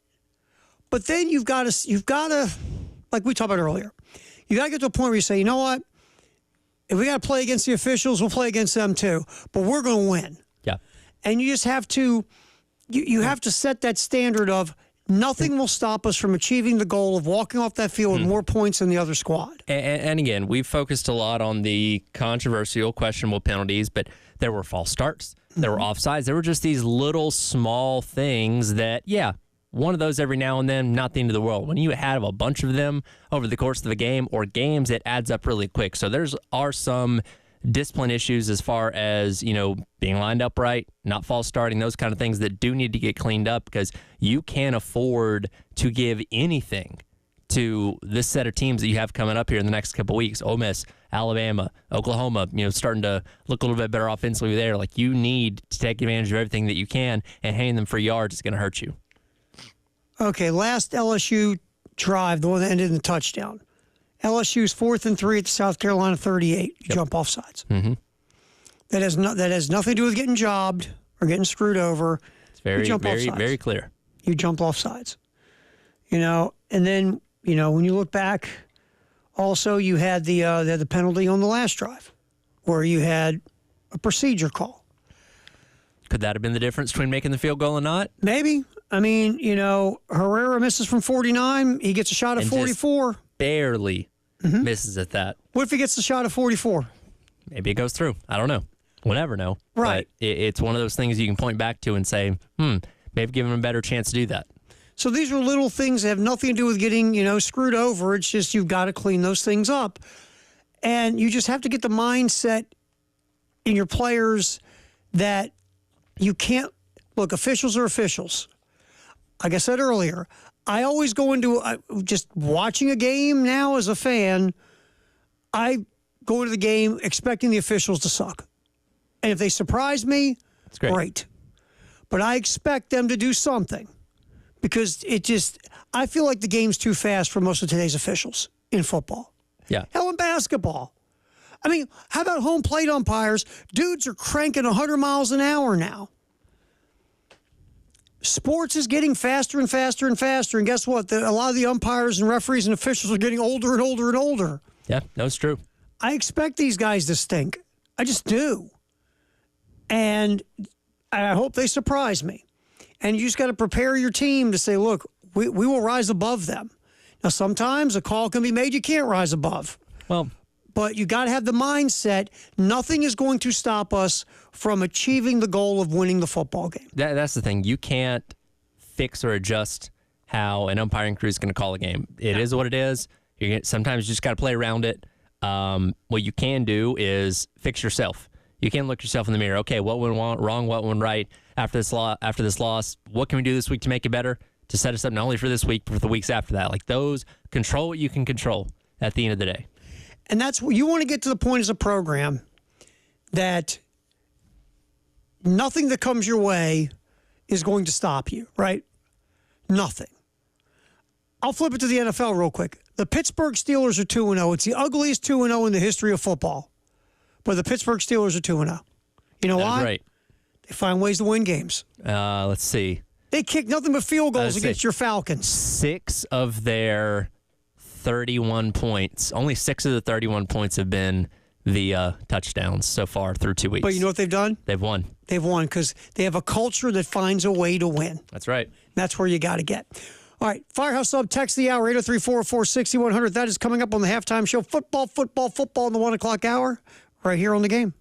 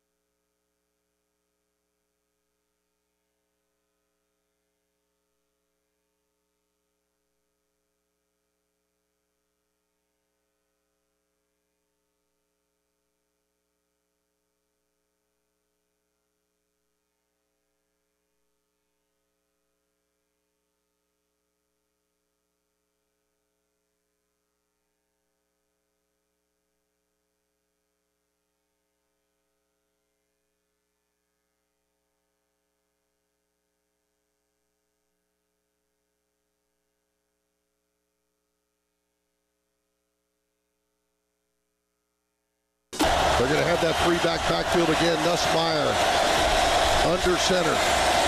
Good timing by Carolina. There's something in the backfield thrown on the edge. He didn't get it. He didn't get it. It was thrown over towards the LSU sideline. Nussmeier was stumbling as pressure was coming. Tonka Hemingway pushed the pile back. Great timing on the blitz by the linebackers and never had it in rhythm. Big fourth down stop for South Carolina in that football game against LSU. Of course, with so much back and forth and all the things that went on, that was a huge play at the time in the football game to get that stop. For sure. Again, just offensively, you couldn't really generate a whole lot in the second half because, again, you lost Lenore Sellers. And look, we're not trying to be like mean to Robbie Ashford. Robbie Ashford just is who he is at this point, and he's a guy that does more damage with his feet than with his arm. LSU knew it. He's one of those guys that thrives in being a situational type of quarterback. And if, let's say, Lenore Sellers was a traditional pocket passing guy where his feet weren't a threat, then I think you'd see a lot of like goal line packages with Robbie Ashford in there to give you something a little different, short yardage, those kind of things. Now, given the fact they do play a similar type of skill set, we don't see that as much, though we have seen him kind of peppered in there here and there through the first couple of games, but it's very clear that his arm strength, his ability to throw is not something you can rely on. And I'll lead that right into our text of the hour here from Matt. He says, why not make a running game script with option plays and jet sweeps in case Ashford has to play? They have big play guys get the ball in their hands. I do think, and I saw a lot of people critical of this, when you had Ashford in there, the play calling was very general, very generic. You probably could have gone a little more variety in there and tried a little more window dressing and trying to do something a little bit different. Because, again, when Ashford's in there, they're not afraid of him beating you with a deep ball. You know what I mean? Like, all right, he's going to run it or he's going to give it to Rocket Sanders, and that's a little bit easier to defend. Yeah, I mean, but to be fair, you had to put Ashford in the game, right? Yeah, you didn't have a choice. You didn't have a game plan for Robbie Ashford. You had a game plan for Lenore Sellers. Now, are they the same type of quarterback? In theory, yes. But, Lenore Sellers can throw the ball consistently better than Ashford. And so now you're kind of running the game plan you're running. Can you tweak it a little bit? Probably. And could you probably have a package of plays for Robbie Ashford, I'm guessing. But they always have to keep in mind, and we don't know the answer to this question, what in that situation do you have available for Ashford? And do you have and a texter, I get you, totally. Okay, what does Robbie Ashford do well? What can you do to play off of that? What can you do to affect the defense with that skill set? Like you said, you've got guys who can run jet sweeps. You've got guys who can take bubble screens. We talked about this. The receivers on this football team, some of them make their bones in yak yards, like a Jared Brown, who did, to be fair, got hurt. Yeah. But, so yeah, you could probably sit, and for Akron, if you want to start Robbie Ashford, which I got no problem with, you sit Lenore Sellers for a couple weeks and get him healthy. But if you have enough confidence in Robbie Ashford to start him against Akron, let Lenore Sellers sit with that ankle, then maybe that's some of the stuff you're doing. All of a sudden, you're, digging into your playbook of, all right, what do we got that matches Robbie Ashford's strengths that we have in this playbook, and let's go do it. But yeah, you would have to for a week because you can't ask Robbie Ashford to throw the football, but in certain situations, and you can't get behind, and because you can't ask him to throw the football if you get behind multiple scores. Now, are you going to get that way against Akron? I don't think so. Yeah. But again, it all comes down to how confident are you to start Robbie Ashford in a football game against anyone. If you're confident enough and you feel like Robbie Ashford can do the job you need to get done to get a win over Akron, then you look at Lenore Sellers. If that ankle's like 81.35%, you say, hey, dude, we'll see you against Ole Miss. Yeah. Well, we'll see. You got another one there real quick since it's Reaction Monday on the old Firehouse Sub text line? Let's see here. 803-404-6100. A lot of people weighing in. Let's see. Hopefully Beamer, this is from KT. Hopefully Beamer will stress that they will be underdogs most of their games. They aren't going to get flags going their way. They also have to play 100% until every whistle. Refs going to make it hard to win in those big type of games. Well, you're going to be underdog a lot. I feel like Shane's just right now, because they've been an underdog so much, probably just more comfortable in that role anyway. More comfortable being the hunter, right? Yeah. Than being the hunted. And look, I get where the texter's going. Basically, like we said, you just have to understand nothing can stop you. Mm-hmm. You got to get to the point as a football team, nothing is going to stop us. Whether it's the backup quarterback playing, whether it's the officials are throwing flags, and we seem to be getting the worst of it all, nothing is going to stop us from pulling a W. We don't know how the hell we're going to do it, but we're going to do it. Like I used the Steeler example. They've had winning records and made the playoffs the last few years with maybe the worst quarterbacking situation in the NFL. And by the way, it's a quarterback-driven league. Yeah. But they find a way to win games. Why? They're well coached and they have a culture. And their culture is, we don't give a bleep. We're going to find a way to beat you. If we've got to bore you to death, we're going to bore you to death if we have to. And we'll get back in here, what's trending at 2, which is easy. More Gamecocks. We'll get into that next. Talk more South Carolina, LSU. What's trending at 2, sponsored by Traditions Fine Jewelry and Gamecock Traditions. Coming up on the halftime show with Terry Ford and Tyler Head on the game.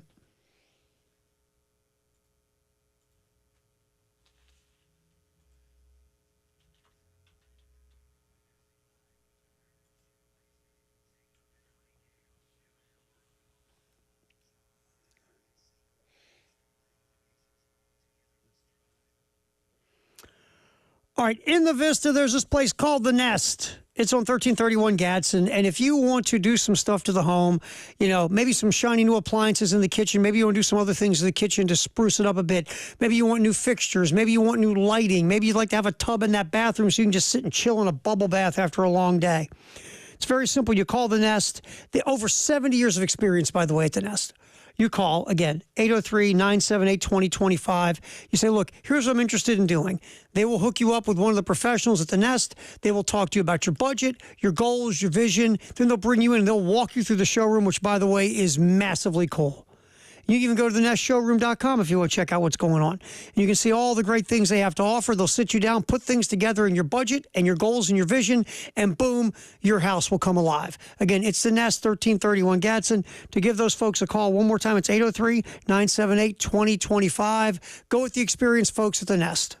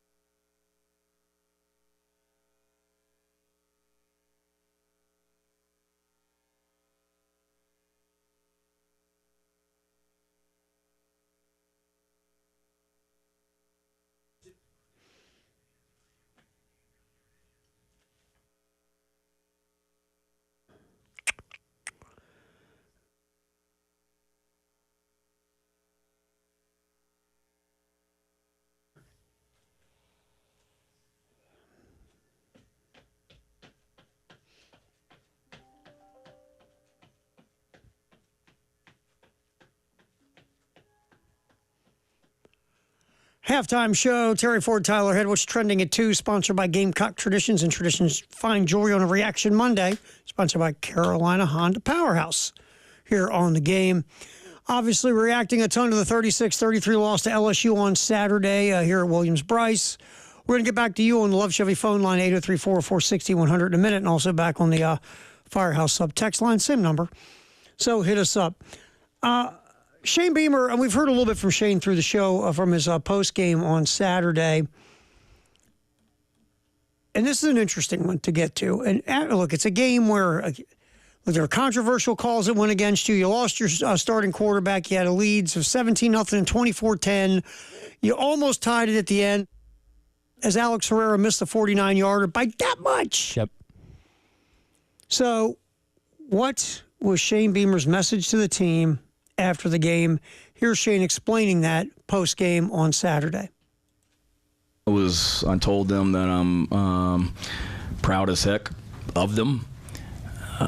They just kept coming. We put our defense in some tough situations today, and our offense got put in some tough situations, obviously with some injuries. We made a lot of really good plays today. We're going to go back and look at this tape. There's a lot of really good performances, I think, offense, defense, and special teams. And I just told them that we play smart football. There's 5 things that we tell it's about how we win football games around here, and playing smart football is one of them. And we just didn't do a great job of that today. So I told them that we've obviously, it's in this league, man, it's a thin line between winning and losing, and when you have 13 penalties, more often than not, you're going to be on the wrong side of that. But I also told them that I thought we got better this week. I thought for as dominant as we were in a lot of ways in Lexington last week, we got better in some ways this week, particularly offensively. And just told them that we got to go right back to work, and then I'm going to do a better job for them, for sure. But we got to play smarter football. But at the same time, every goal that we have as a football team is still in front of us, and we were a very confident team going into this game. We're a very confident team coming out of this game. Every goal that we have is still right there in front of us if we can continue to get better. But that's an LSU team that's going to win a lot of football games this season that many people think is a playoff type team, and we just went toe-to-toe with them and fell a little bit short. Yeah, that's your message. Your message is, look, I feel even better about our football team after this one than going to Lexington to beat up Kentucky. By the way, how'd Georgia do against Kentucky? It's a nail-biter. So if you're Shane Beamer, you're like, we went in there and we basically wedgied these dudes on a fence for 4 quarters, and they almost stole one from Georgia. Right. So you got to look at your football team, and you got to feel good about where you're at. And yes, you want to get to the point where you're winning these games. You're not saying, hey, we stood there toe-to-toe with them, or hey, we were right in the game. No, you want to walk off the field with the W, and that's where you want to get. But you do feel better, Tyler, about after that game Saturday, when all this settles down, you go, you know what? Yeah. We can play with those cats. Well, I think when you compare it to some of the teams that you played against last year, yeah, you had the lead on Georgia at halftime, but they ran over you in the second half. Tennessee obviously, put it on you in the second half of that game. Same thing with A&M and that kind of stuff, where you just didn't feel like you were nearly as competitive against some of the better teams that you played a year ago. And we're only 3 games in, but the best team that you played so far, you were right there with them the entire game. Yeah. So if you're Shane, you're like, look, we can hang with these teams. But you just got to be able to seal the deal. Yeah. That's all. You just got to make those plays you got to make to be able to, no matter what's happening to you, crawl off the field with a win. Right. That's where you're at. All right. 803-446-100. It's Reaction Monday. Let's get to Ted, who's been holding on. Ted, we appreciate you hanging on. You're on the halftime show in the game. How you doing, man? Yes, sir, Mr. Terry. I was hearing y'all's analysis of our quarterback, the backup. I'm so tired of hearing this mess. I don't know what to do. We're supposed to have an offensive coordinator with a brain, but he hasn't showed that to me. He runs the ball on first down up the middle every time. So we only have really 2 plays to get first downs with every series, pretty much. Now, Bobby Asper's been playing football for 3 years at the college level. He's supposed to be a good backup according to Beamer and everybody else. And why the heck they had all damn year to teach him some plays in case the quarterback gets hurt. And you know darn good and well quarterbacks get injured. I'm so aggravated with the sorriness of having him run the ball to the right, run the ball to the left. My God, they have no imagination whatsoever. We should have won the game. The referee stole it away, plus some of our dumb plays. People have got to have more sense. Stay on sides in critical situations. Don't try to block a damn dumb man that ain't going nowhere near the sidelines to make a stop. But I'm just frustrated with the way we coach. Beamer all included. They can blame it on anybody they want, but by God, you got a second-string quarterback. You should have him prepared for every game. They had all year to work with this kid. He's not stupid. He's pretty quick, and I can't understand it. They say he averaged 50% passing. Well, I'd rather see him throw the ball and hit 50% than run the ball off the tackle every damn time. Excuse my language. But for crying out loud, how about open up your brains, Carolina? What do you think? No, I appreciate you, Ted. Thanks for calling in, man. I mean, I get where Ted's going in theory of, you know, the offense was pretty vanilla in the second half once Robbie Ashford took over. Definitely. Now, is that the level of confidence you have in Robbie Ashford that this is the offense you have to run for him when he comes in the football game in this situation? I guess does it come down to that? Because again, you know, to Ted's point, you didn't do a whole lot offensively when it comes to the creativity of play calling or any type of plays when you had Robbie Ashford in the game compared to what you've been doing lately with Lenore Sellers. Yeah, and here's the thing. He's the backup for a reason. He's not supposed to come in there and look better than Sellers does, or else like, why the heck was this guy the backup? But you want to see more competence than what we saw on Saturday, because again, I didn't have any faith in him throwing the ball down the field. And yeah, he was able to complete a couple throws, but again, it was shaky at best. And that, if you do have to start him this weekend, or again, if Sellers gets injured in a big game later on in the year, I don't think anybody's looking at that saying, okay, well, Robbie Ashford can come in here and, you know, save the day. Like, no, people are going to be like, well, we're going to have, 3 plays to run here, and we better hope the defense holds the other team off. All right, to that point, let's get to cut 33, Tyler. Robbie Ashford was asked if the staff has faith in him throwing the football or his throwing ability, because, again, the offense was very vanilla in the second half, and this goes to Ted's question, or Ted's point as well, about Robbie Ashford and throwing the football down the field. Here is Robbie Ashford answering that question. I got in there and we were winning, and we got a very great defense, and why I feel like at that time it was kind of a situation where we've got the lead, why risk anything, why not give it to Rocky Sanders, who's arguably the best running back in the SEC. You see the stat line, ran for 148, so why not feed him? Why not just try and let our O-line just out physical those guys, because we were all game. I know D-Lo, Coach Beamer, and this whole team has confidence in me throwing the ball. A lot of people can say whatever they want to, but never been in my shoes, never had to go through what I went through, and they're still couch coaches, so I don't really care about what they got to say. So, our plan was to run the ball and be physical, so, all those folks can go and say whatever, but I have faith in the utmost trust in Coach D-Lo and Coach Beamer and what they want to run. So I'm never going to sit here and argue about it. My job is to go out there and command the offense and do what I'm asked to do. So, when those people come and say, oh, he doesn't have confidence in Robbie, blah, blah, blah. No, that's not the case. I just know the situation we were in. We were running the ball really good. He bust one for 75. Rocky Sanders ran for 149. We had a really good day running the ball, and it's why we switch up from that. So you let everybody talk.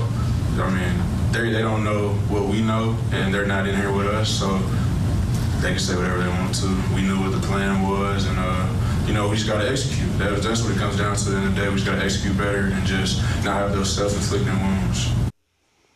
And Robbie Ashford, there were times he did throw the ball, but there were some obvious passing situations where he got stuck having to throw the football on long down and distance, right, to be fair. Mm-hmm. But look, doesn't take a genius to watch, and yes, Robbie Ashford said the goal was to run the ball. You've been running the ball well all day. Going to continue to run the ball, plus Robbie Ashford's strength is taking off and using his legs, not throwing the football. And they were looking to let's run the ball because that's been working. That's the strength of our quarterback right now. But I get Ted's frustration. I'm sure there are a lot of Gamecock fans who are frustrated with the idea. It's like, well, they know that you're going to run it and you know that you're going to run it, so we all know you're going to run it. Very predictable. And, Robbie Ashford said, look, we also had confidence in the offensive line being able to be physical even if LSU knew you were running it. Mm-hmm. We're still going to be successful because we're going to win up front. So that school of thought that, and Jay likes to use the old Nebraska teams of the 90s, and I always use always used to love the NFL films of the Packers of the 60s. We're going to run the ball. And we're going to tell you we're going to run the ball. We're going to tell you where we're going to run it. We're going to tell you what down. We're going to look at, hey, Lawrence Phillips is going to run the ball off tackle on 2. And you can't stop it. And you couldn't. So there's that point of, like Robbie Ashford said, execution changes everything. If you can execute your plays, every play looks good, right? Yep. And when you're not executing your plays don't look right. So that's part of this mix as well. But I get where, Ted's frustration with the whole situation. I get it. The offense was, up until the Lenore Sellers injury, the offense was having its best day. And then everything kind of backed back down because you had to bring in your backup. Yeah. All right, what's trending at 2? Sponsored by Traditions Fine Jewelry and Gamecock Traditions. We'll get back. A quarterback has been benched in the NFL, and it will not surprise anyone. That's coming up. Hey, don't forget that September is Hunger Action Month. The game at Hardee's teaming up with Hardee's Roundup. Just go to your participating Hardee's. Get the chicken tenders. They rock. Or anything you want from Hardee's. And then round up your bill to the nearest dollar amount. All the donations go to Harvest Hope Food Bank for students. That's the Hardee's Roundup. We're partnering up with Hardee's here at the game. Who got benched in the NFL? This is not a tough one. We'll talk about that next. What's trending at 2, sponsored by Traditions Fine Jewelry and Gamecock Traditions, right here on Reaction Monday on the Halftime Show on the Game.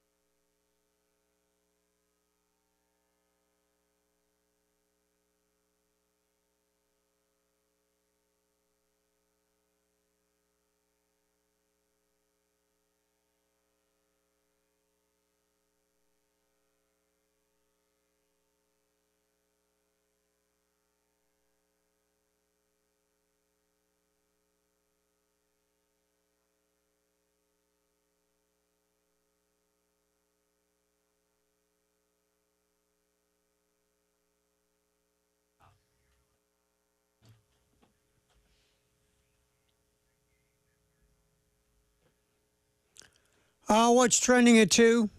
Sponsored by Traditions Fine Jewelry and Gamecock Traditions. Quarterback benchings will start in the NFL. This one will surprise no one. Ready? I'll give you multiple choice, Tyler. What quarterback do you think has been benched in the NFL? All right, lay it on me. A, Patrick Mahomes. B, Joe Burrow.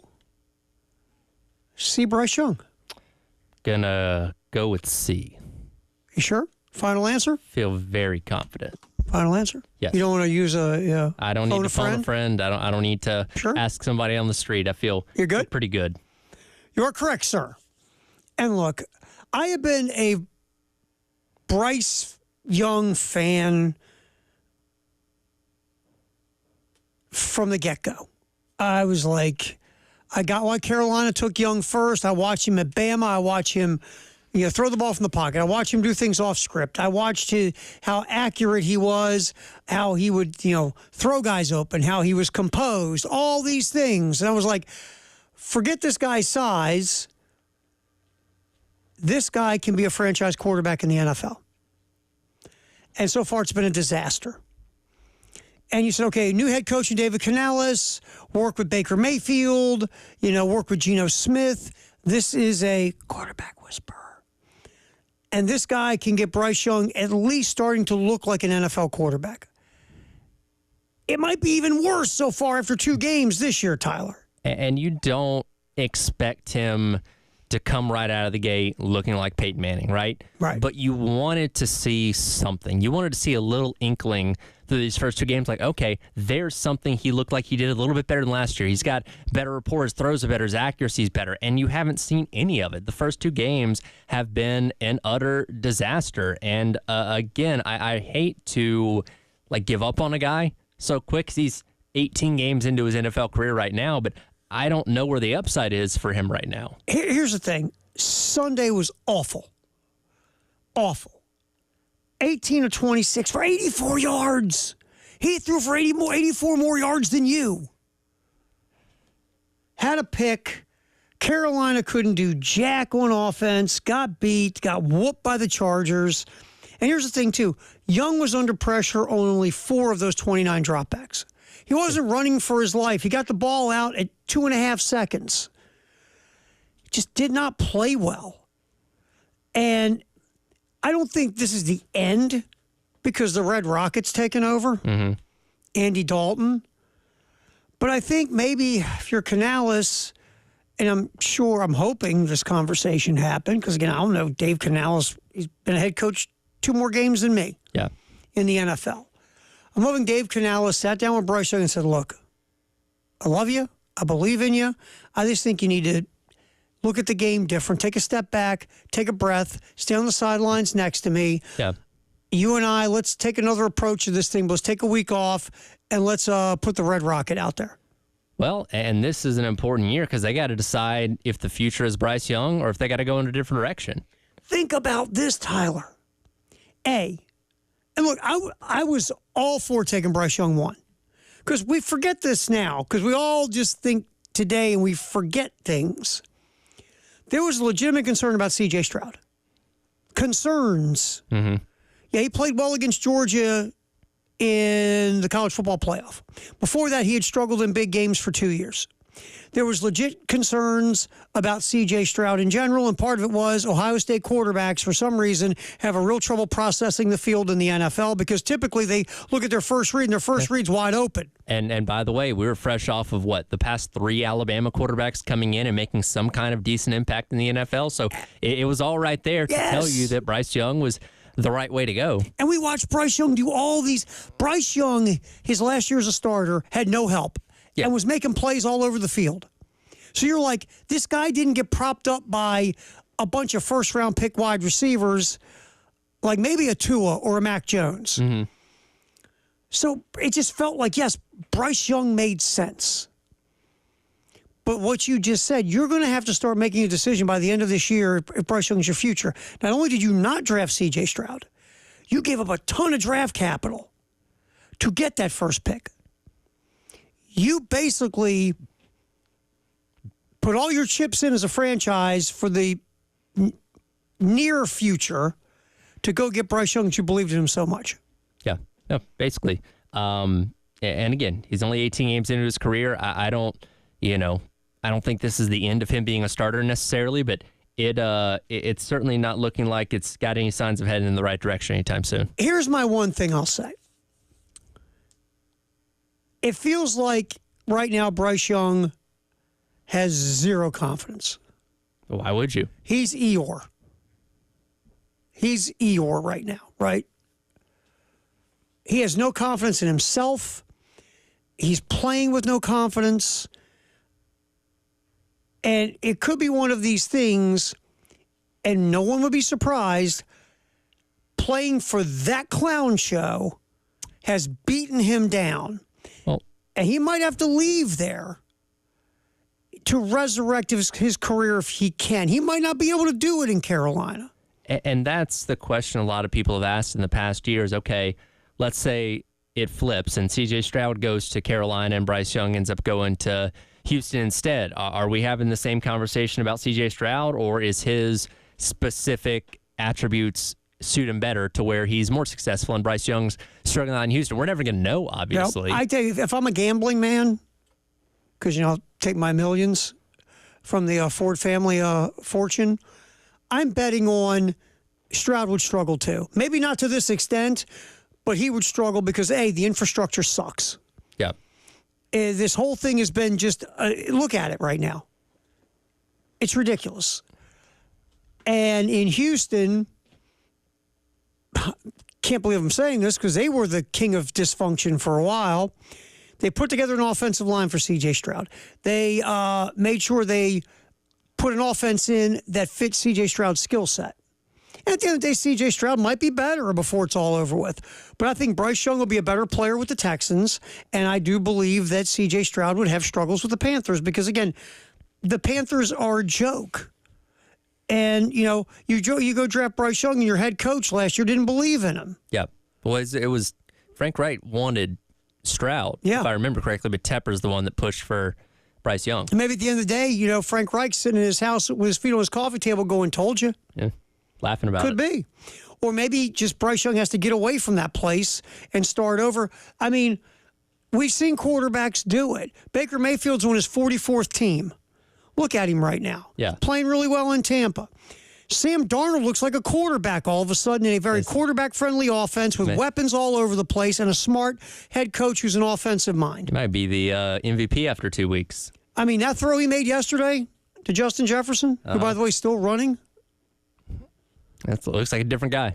I mean, Geno Smith resurrected his career in Seattle. I mean, we've seen it where a guy has abilities and you find the right match for your abilities and the right coaches and all that stuff, and maybe you can kick it into gear in another place. But again, Bryce Young, I think it's just going to be, unless Andy Dalton goes out and throws for 350, then, hey, Bryce, we'll just sit another week and learn some more. But right now, Andy Dalton will take over this coming Sunday for the Carolina Panthers. Bryce Young will sit on the bench. Guess who's the starting quarterback in Michigan? Not the guy that's been. Tom Brady, Drew Henson, Jim Harbaugh. Alex Orji will take over, who can't throw a football. Well, did you hear about Davis Warren's perfect game on Saturday? Yes, I did. 14 passes that never hit the ground. Just 3 of them went to the other team, and they squeaked out a 10-point win against Arkansas State. And look, it might work with Alex Orji. I don't know. All I know is this. Alex Orji lost this job, and now he's getting it back. Not because all of a sudden Alex Orji learned how to consistently throw a football again, because the guy who beat him out, like you said, threw 3 nice balls to the other team on Saturday. So I just go back to the arrogance of Michigan. How did you think this quarterback room? I know they love Alex Orji's athleticism, and he's really cool on social media, squatting, 17,000 pounds or whatever it is? Yeah. And he's on I think he's on Feldman's freak list, his athleticism. Yeah. But none of that matters when you're playing quarterback. Can you drop back and throw the football accurately down the field? Alex Orji struggles with it. Struggled so much he lost the gig. This gig was set for him to take, remember?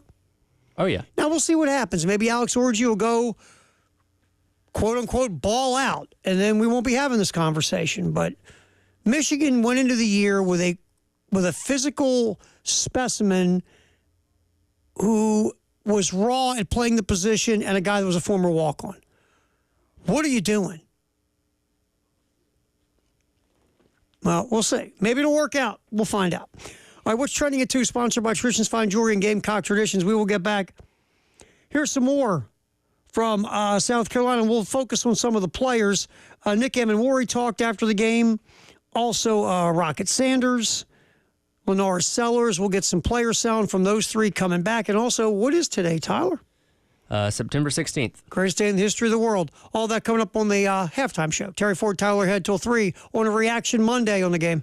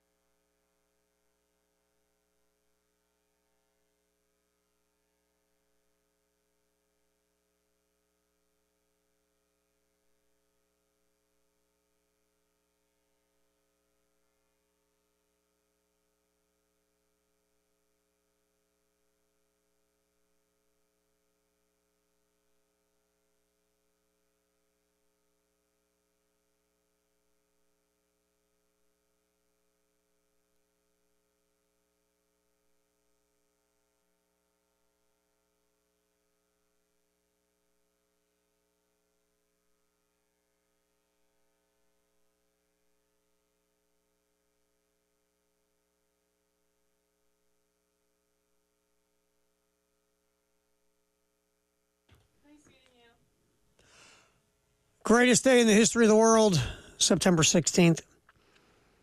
I'm going to tell you, man, this one, 1885 is America's Cup yachting again. 1926, we got some more U.S. Open tennis, which is called the U.S. Lawn Tennis Association Championship. I'm going to go to this one, Tyler. 1955. Formation of USAC. Oh, okay. Neat. USAC stands for, sir? United States Auto Club. Yep. The formation of the United States Auto Club is completed and will oversee 4 major categories of auto racing. And you know what they are? I probably couldn't define them specifically by what they would have called them back then. But they basically presided over open wheel race, or still preside over a big part of open wheel racing. Well, the 4 aren't here. I just thought you'd know. So they're not right in front of me. So I got nothing. Let's see if I can find the specific list of the 4. All right. So that was 1955.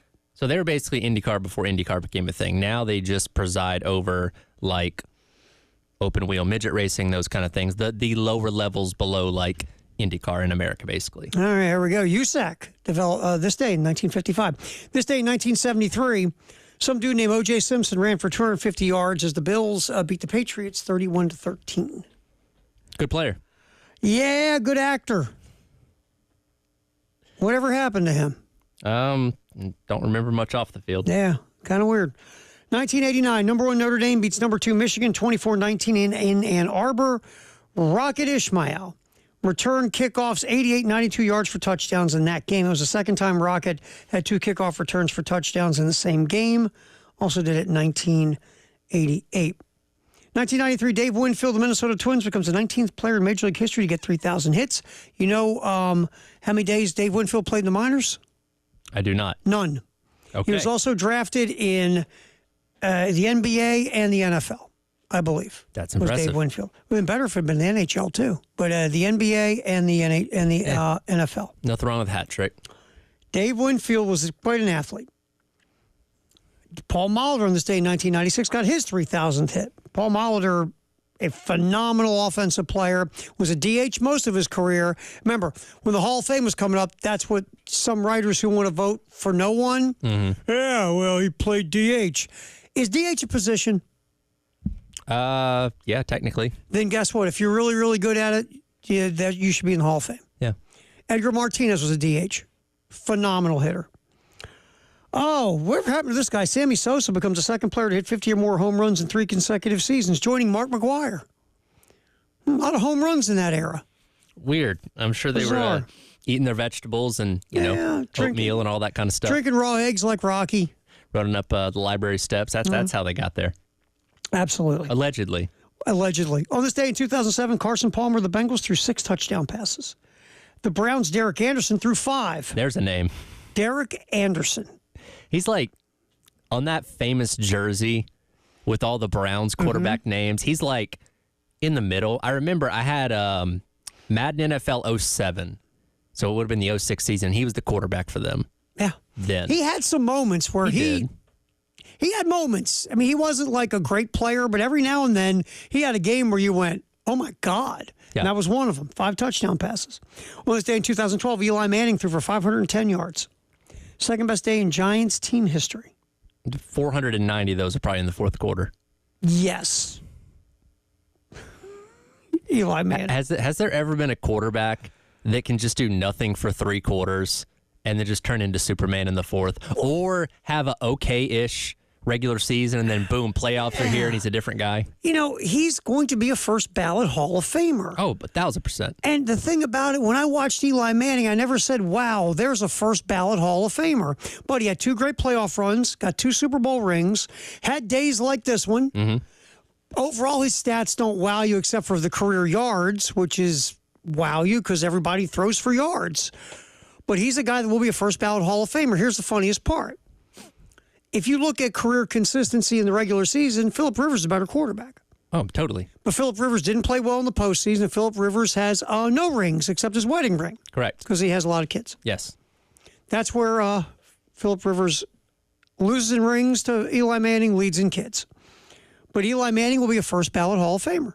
And I get it. My eye test never told me that, but I understand why he'll be a first ballot Hall of Famer. And in this day in 2018, Patrick Mahomes threw for 6 touchdown passes. KC beats Pittsburgh 42-37. 10 touchdown passes through 2 weeks of the season, the most by a quarterback in the first 2 games in NFL history. There you go. Greatest day in the history of the world. 10 touchdown passes through the first 2 weeks of the regular season. In this season alone, that would account for about 20% of the touchdowns that have been thrown. I feel like, just me, I really believe, without watching the tape of every team, the fact that no one plays in the preseason anymore is having a massive effect on the early season now of the NFL. Yeah, it's huge. I just really do. I just think the fact that, you're not playing your offense, you're not playing your quarterback, heck, you're not playing your defense for that matter, but defense, you can do that and your defense is going to be ahead of your offense because your offense is about timing and rhythm and things of that nature. So going back to 2019, here are the total amount of touchdowns thrown in the first 2 weeks of the regular season. 105, 110, 110, 105, 86, and 66 pending Monday Night Football tonight. Mm-hmm. That's a steep drop-off. Yeah, yes. And I think it goes back to, I don't think defenses have all of a sudden become so much better than offenses that they're stifling the offense in the NFL. No.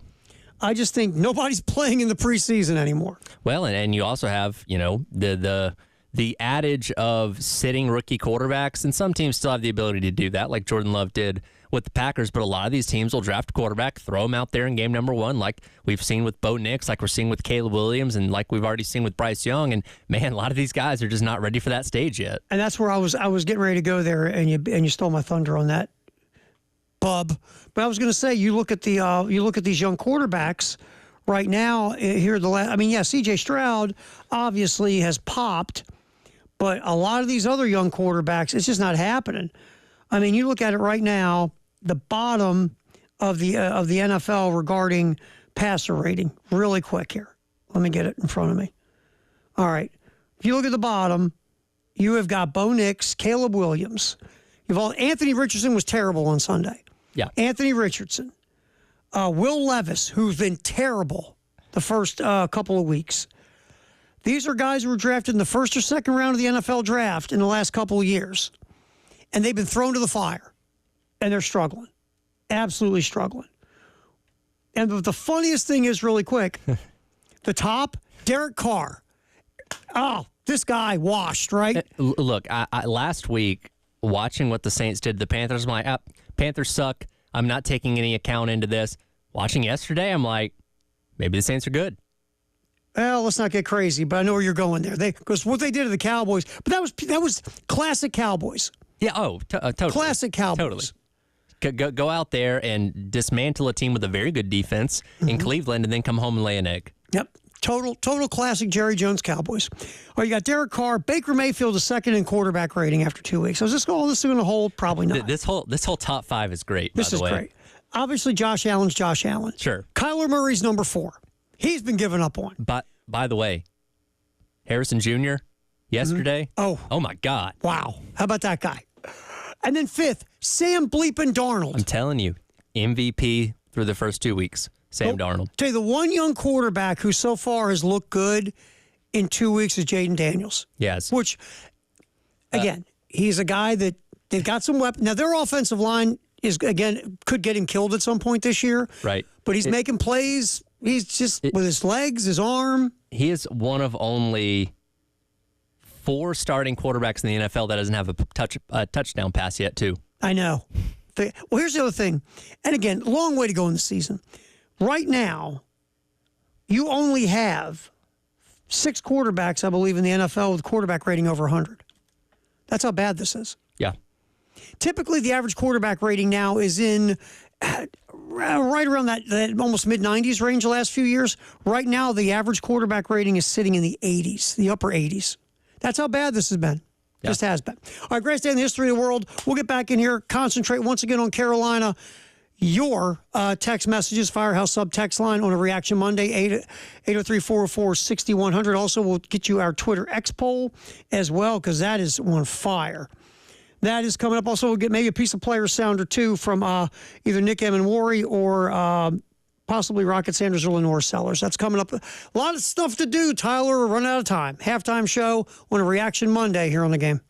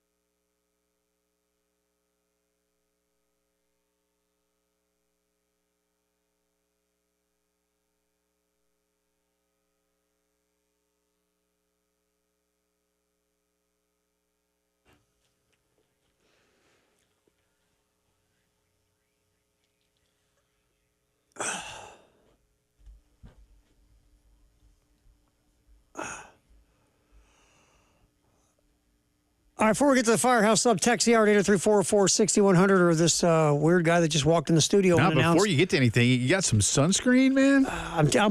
Do you see the sunburn I have from these lights? What's going on? What we do so we can see Tyler Head on the video. I can see Tyler. He's right there. Well, then now they actually can't see me because the camera's on. I didn't do it. Way to go, Jay. I didn't do it.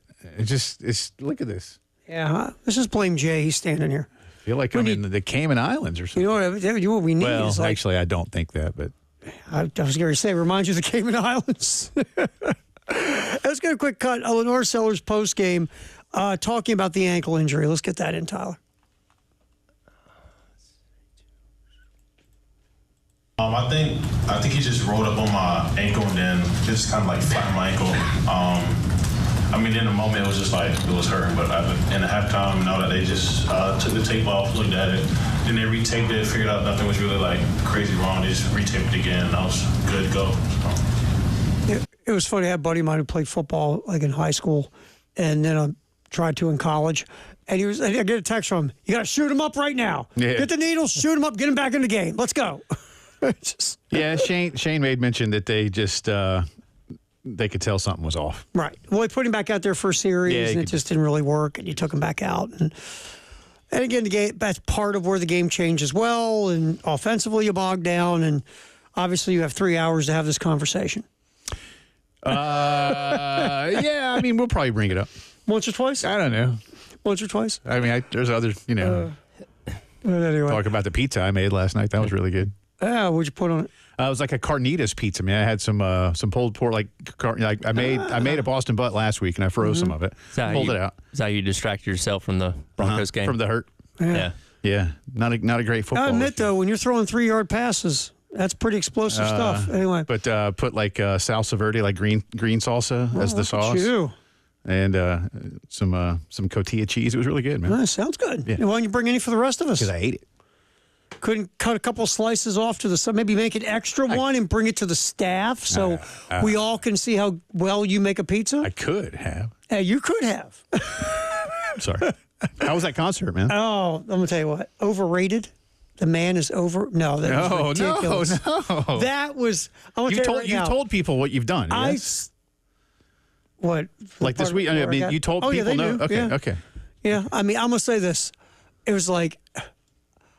I had 3 hours of a dopey face. It was just, he's ridiculous. This man, Bruce Springsteen, 74 years old. Dude does not stop for 3 hours. It's craziness. Now, is he still moving around the stage? Not like he used to. Like if you see the old school Bruce and he's jumping up in the air, he's not doing that anymore because the concert would have lasted 3 minutes. Well, what's crazy to think about is you mentioned how old he is. The last time I saw Bruce Springsteen in concert, he was my age, because it's been 60s? That long. Because it's been that long. Thanks. But think about it. Thanks. And he was still jumping around then. Yeah. It was fun. He was 74. Steven Van Zandt's like 73. Lofgren's like 73. Nils is up there, yeah. But I tell you what, Nils is like standing there and you think maybe someone should check his pulse if he's still alive. And then it's his turn to rake on the guitar. Shreds. And he's a fool. Yeah. You got Weinberg who's like in his 70s, popping the skins. Honestly.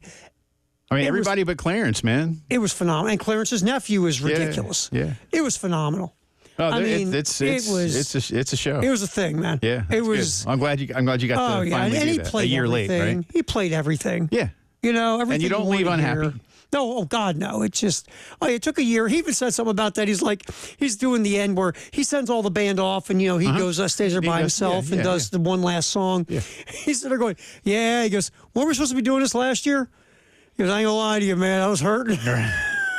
What he had an ulcer? Ulcer. Yeah. Yeah, he had an ulcer last year. And, I had come on, man. Yeah. It was worth it. Honestly, it's phenomenal. Packed house. I'll show you the video I took of, I did a little wheel around. Where was his stage in the outfield? It was in center field. Okay. Were you the youngest person there? Far and away. And I was the poorest, too. Youngest and the poorest. I was the only guy without a concert shirt, too. A lot of Jersey folks were showing up, by the way. Yeah, I'm sure. But, it was center field at Camden Yards, and we were in left. And tickets were good. There were people, sitting in where the mezzanine and the box seats were. It was packed. Yeah. It was probably sold out in theory. There's a few empty seats, but you also had the infield, in the outfield, you had your mosh pits because everybody wants to mosh. When are the Orioles home again? I think they come back this weekend. This week, I think they need time to put this thing back together. Yeah, because Bruce they took over the place. But no, honestly, he was something else. No, I bet. I mean, just it was in the words of Jay Phillips, it was a thing, man. Yeah, I love that kind of stuff. Oh yeah, now you see though, my girlfriend made so many points with me. So many points. No matter what happens from this point on, she'll look at me and she'll go, "No, I took you to Springsteen." Yeah, and she's right. Exactly. So have fun with that, man. I know. Well worth it. Yeah. You got you and Elijah post-game show, lots of football. Fine job, Tyler. Appreciate you. We'll do this again tomorrow on the halftime show in the game.